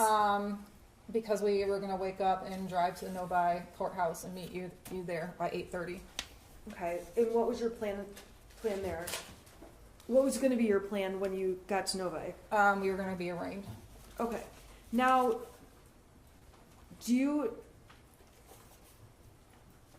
there was Everything's still evidence, up. oh, whoops. There was evidence that your purse and belongings were found in totes there. Do you remember seeing all those pictures? I do. Okay, tell the jury why those were, your purse and personal effects were in those bins. I didn't know if we were going to jail. I didn't know if we were going to be bonded out. I didn't know what was going to happen. So I had told my friend where I left my purse and my backpack, where I did have pretty much all my money in it, to grab those the next day, or when he's at the studio. He's not usually there on the weekend. So I put them in the totes just for extra precaution. In some of the messages the prosecution admitted, you say that you failed as a parent. Are you a failure as a parent? I don't think I'm a failure as a parent, but at that time, I guess I felt bad that Ethan was sad at those things, and I guess I don't know, I just felt like I failed somewhere. I don't really know how to describe it. It's just that point in time, I just kind of felt like somewhere I failed. Do you believe there was anything, do you believe that you knew or had reason to know your son was a danger to anyone else? No.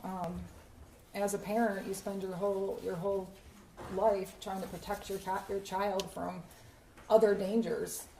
You never would think you have to protect your child from harming somebody else. That's what blew my mind. That was the hardest thing I had to stomach, is that my child harmed and killed other people. Do you believe there were things you were thinking at the time, I should do this, but I'm not doing it? Do you look back and think that? No, I don't. I mean, of course I look back after this all happened, and I've asked myself if I would have done anything differently, and I wouldn't have. If you could change what happened, would you? Oh, absolutely. I wish he would have killed us instead. Over the last 26 months, has this been stressful for you? It's been very stressful. Yes, Have you had a range of emotions? I've had a lot of emotions.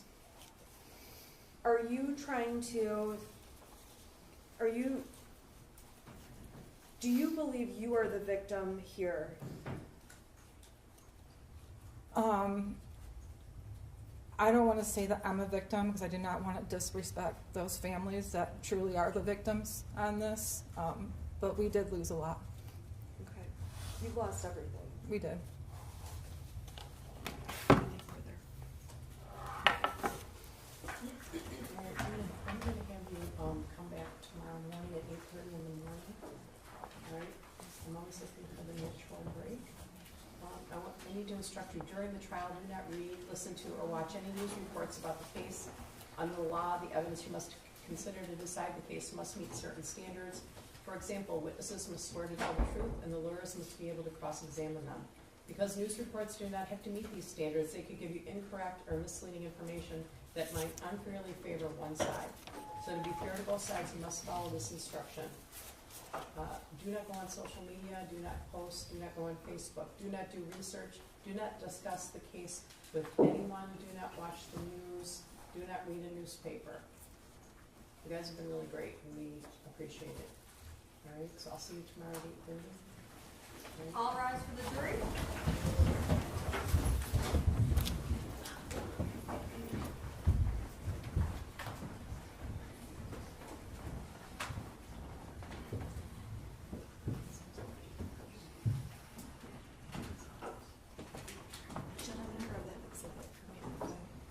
I will let the jury go right now so that I can ask if there's anything. You can sit. Is it okay if she comes out? Yes, you can step back. You can be seated. You're going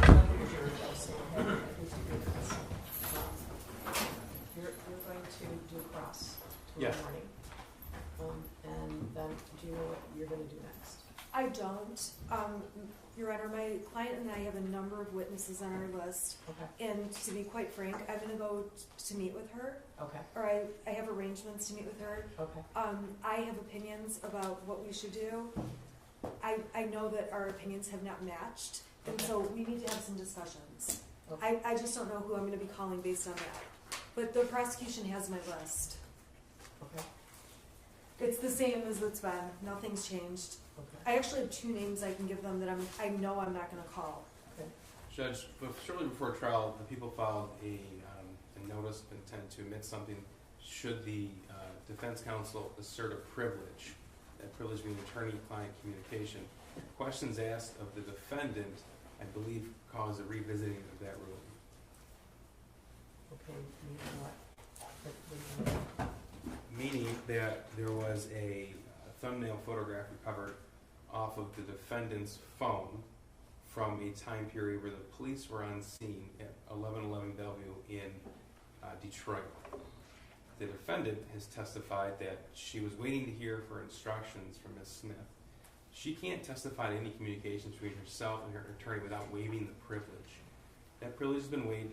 We should be now entitled to explore what that text message was. The timing of it is very important, especially considering the timing of the 911 call in Detroit, as well as the timing of the fugitive team's arrival in Detroit, and the timing of the arrest of the defendants. Are you talking about the text that I already saw?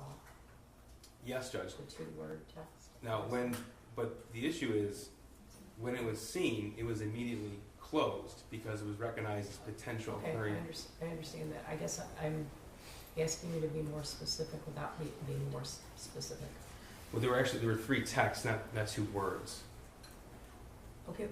Okay, no, is that what I saw already? Yes.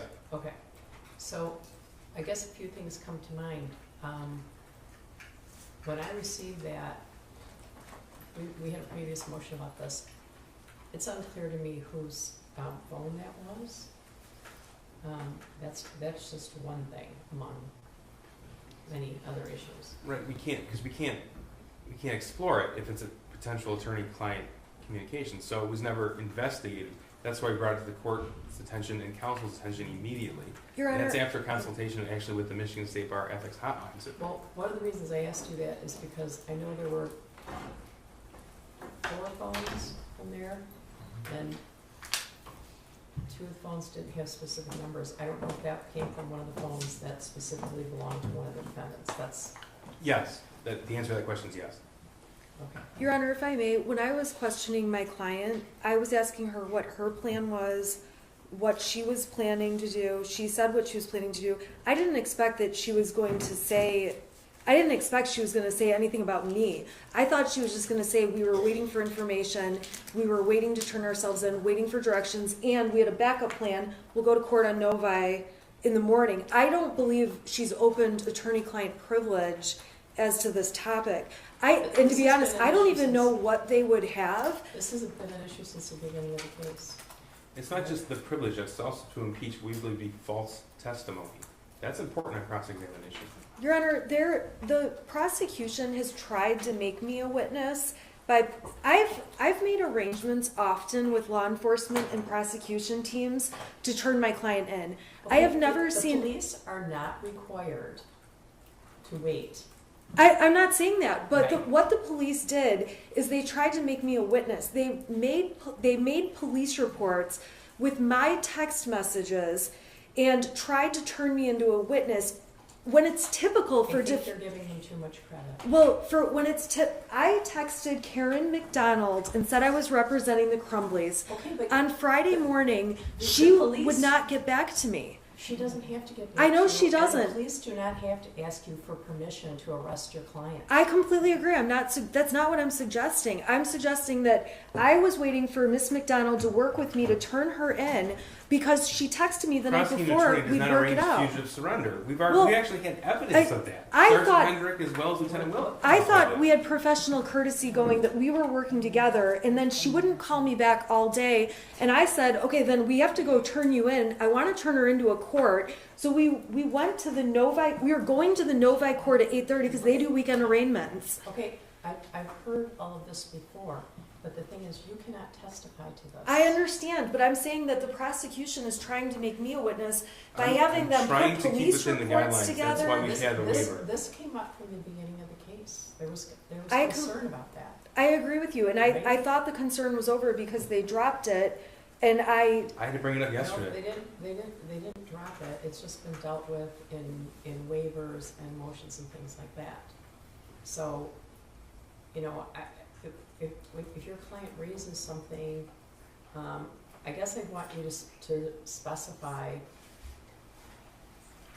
whether it's in a filing exactly what you're saying or exactly what you want to admit, because I think that we're, treading on difficult ground that Judge- we've been treading on since the case started. We signed a waiver specifically for this. It was Not for March this. of 2022, that paragraph 13 of that waiver, the defendant will not be able to use, and actually the court on the record said, Ms. Smith, you understand that flight is issue, and an issue in this case, the court remembers, but it was early on in this case, and Your that's why we Honor- had the waiver. Okay, Could the you court- can't interrupt I'm each sorry. other. You can't interrupt each other.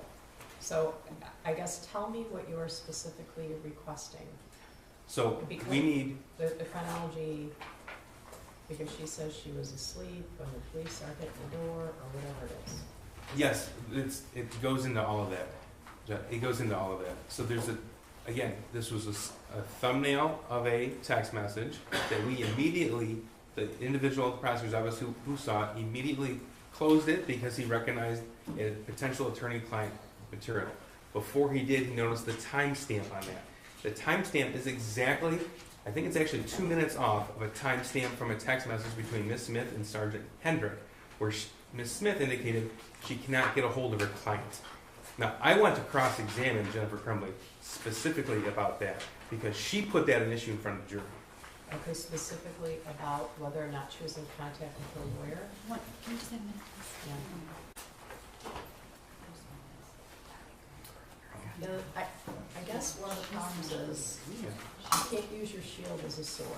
That's a problem. Your Honor, I'm suggesting that if my client opened the door to that in any way, that you instruct the jury they're not to consider it and strike that testimony. We did not intend to open that door. I don't even remember, and I don't even know what that text message is. I saw that. I obviously responded to their filings. I have no memory of that text or this timing. So, Okay, what does that have to do with anything? well, I'm just saying that I would just say that this should just be instructed to be inadmissible and tell the jury to absolutely ignore any testimony about any communications with the attorney. The waiver, the defendant signed the waiver, defense counsel signed the waiver. It's, again, sword and shield, Judge. This is exactly what counsel is doing, and we can have someone from computer crimes extract any conversations, communications between the defendant and her attorney. The court can review it in camera. Okay, I think that you're specifically trying to impeach her statement that I did not talk to my lawyer that night. I'm trying to remember the exact statement. Well, the timing of when she was awake, when she sent the message, the fact that she indicated that she was asleep, the method in which she indicated how she fell asleep, and with the assistance of 4 Xanax. It's important to explore those particular details, Judge. The timing is crucial. Okay, well, I might allow you to ask the question. You said you were asleep at 11 o'clock because you took 4 Xanax. I might allow you to ask, isn't it true that you texted your attorney at 11:03 or whatever it is? I might let you ask that. But the thought that you want me to do an in-camera review of every communication between Mrs. Crumbley and an attorney that could potentially breach the attorney-client privilege, I'd be satisfied with just that timing, that message, Judge. okay, well, I guess I'm gonna invite you. I feel like every night you're getting a homework assignment. Of course, I have my own homework assignments. But if you would like to, send me a case, do a short memo, anything like that you'd like me to read at 4 o'clock in the morning when I should be sleeping, Judge, that's what I'll do. the issue is that Jennifer Crumbley testified that she did what she did because her lawyer told her to. That's the crux of it. And there's evidence to the contrary. And I want that evidence to be admitted. Okay, are you specifically, okay, those are 2 different things though. Are you specifically talking about the text that we dealt with last week? Or are you talking about other communication that was dealt with previously? I think last week is the one we're referring to, Judge. That's Okay, all right, the motion that was filed. okay, There's also text messages from Ms. Smith to an officer. There's no privilege there. there's no privilege. Correct. So that's naturally going to be part of cross-examination. Okay, But specifically right now, I want the court to review that, and we're asking permission to cross-examine on that, Judge. Okay, well, I think I'm gonna have someone from my staff go back and see what the specific statement was about that. That's for starters. And additionally, if you would like to give me any law on the issue, I don't know if there's any law beyond what we briefed last week, but Well, that's why the waiver. yeah, the waiver. Well, I might be inclined to ask her, to let you ask, isn't it true that, did you testify that you were sleeping at 11:03? Yes. Isn't it true that you texted your lawyer at that time? I may allow you to do that. Anything else? I don't think so, I'm going Judge. to have someone from my staff review the record and determine exactly what was said. I think that's important. It was in March of 2022 on the hearing we had. The waiver it is, and the initial Well, waiver. I'm sure I have the waiver, yeah, I have all those waivers. I'm familiar with the waiver, but what, to review the record to see exactly what Ms. Crumbley said, that, a quote from her, okay? I'm trying to be careful. Anything else? I don't think so, Judge. No, Your Honor, thank you. Okay. I will email the prosecution tonight, who I plan to call. All right. Thank you. Have a good evening. Thank you, Judge. All right.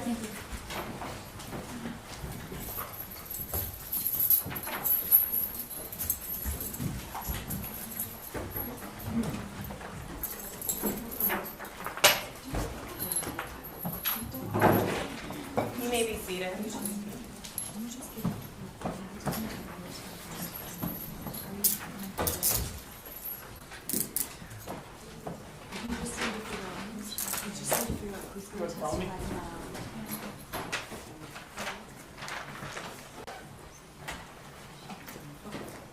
I will see you. Okay.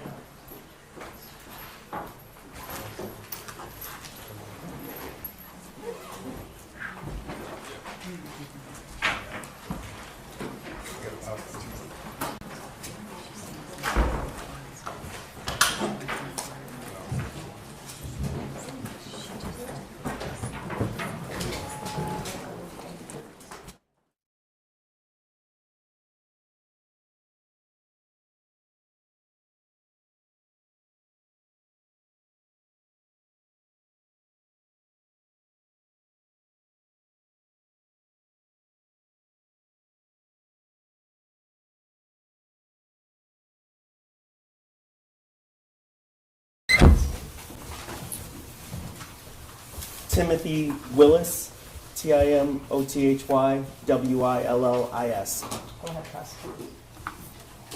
Thank you, Judge. I just need to make sure this is connected. Is this on, Judge? What's that? Is this on? That usually is last, that usually is on last. So Thank you. It's all in a second. Is the screen on, sir? Yes. Yeah, it's the last thing that goes on usually. May I proceed, Judge? Go ahead. Sir, how are you employed? I'm a detective lieutenant with the Oakland County Sheriff's Office. What is a detective lieutenant? My duties include, I'm one of two detective lieutenants in the Investigative Forensic Services Division. We offer support services through investigations to our agency and really law enforcement in the region. My duties include the Special Investigations Unit. I'm in charge of that. I'm in charge of the Fugitive Apprehension Team. I'm in charge of the Computer Crimes Unit, and I'm in charge of our Warrants Unit. Okay. And we've heard about the Special Investigative Unit through Sergeant Joseph Bryan. Does that individual work for you as well? He does. Okay, so specifically, the Special Investigative Unit, can you tell the jury what they do? So the Special Investigations Unit handles major crimes for our agency. We often get requests from other agencies to assist with their crimes or handle them. These crimes range from high-profile cases, political cases, whatever really they kind of request. Our training is pretty expansive in as much that we handle like larger, complex cases. And how long have you been a lieutenant? Since 2016. Okay, and all told, how long have you been a police officer? I hired in 1996, so I'm approaching 28 years. All right. Sir, I'd like to direct your attention to November the 30th, 2021. Do you recall that day? I do. Were you notified of an active shooter situation at the Oxford High School? I was. I was actually at the prosecutor's office discussing another totally separate matter, and the prosecutor and her chief assistant came in and advised me, was I aware that there was a shooting at the Oxford High School, and I was not at the time. Okay, so you were meeting on a different case completely? Yes. Okay. And do you recall approximately the time that occurred? It was around, understand it was a very difficult time to remember exactly, but it was around 1 o'clock. Okay. And what did you do when you were notified? Prior to that, we had recently had a similar, but it was a false alarm incident at a different school. So my initial thought was this was another one of those, just someone pulled an alarm or something happened. I immediately collected my things. I got up and walked. I made a phone call. For the life of me, I've been trying to remember who I called. I cannot remember. I do remember them telling me it's real. Okay. And when you were told it's real, what clicked in with you? I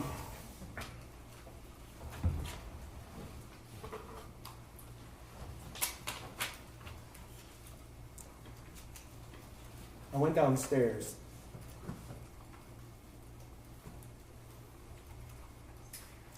Okay. Excuse me. Take your time.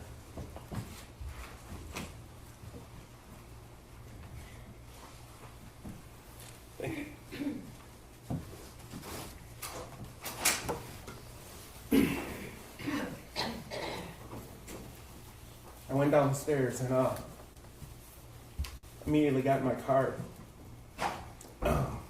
and went lights and sirens to the scene. Okay. When you say lights and sirens, what does that mean?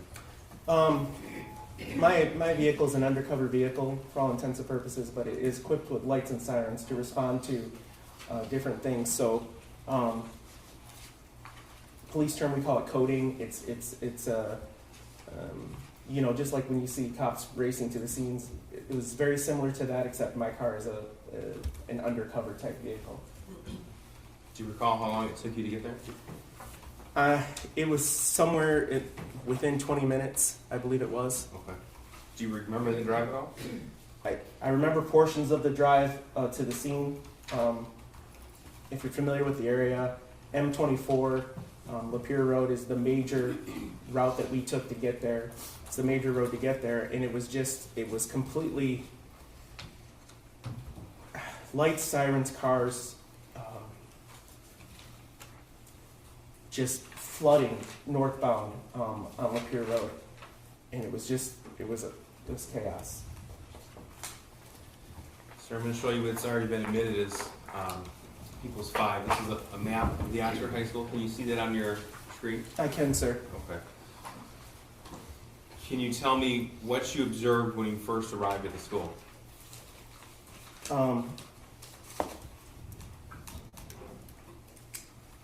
I observed when I came, there was students leaving the school. There was police officers flooding into the school. Emergency first responders. I know some of our people came right from their home address. It was I remember being shocked at, I live in a neighboring community, and I was just shocked that we have that amount of resources in a northern Oakland County school that quickly. Because, I really moved to get there, and by the time I was there, people were just flooding that place. Do you recall where you went? First of all, let me ask you this. Did you go inside the school? I did. Okay, when you went inside the school, what was the situation?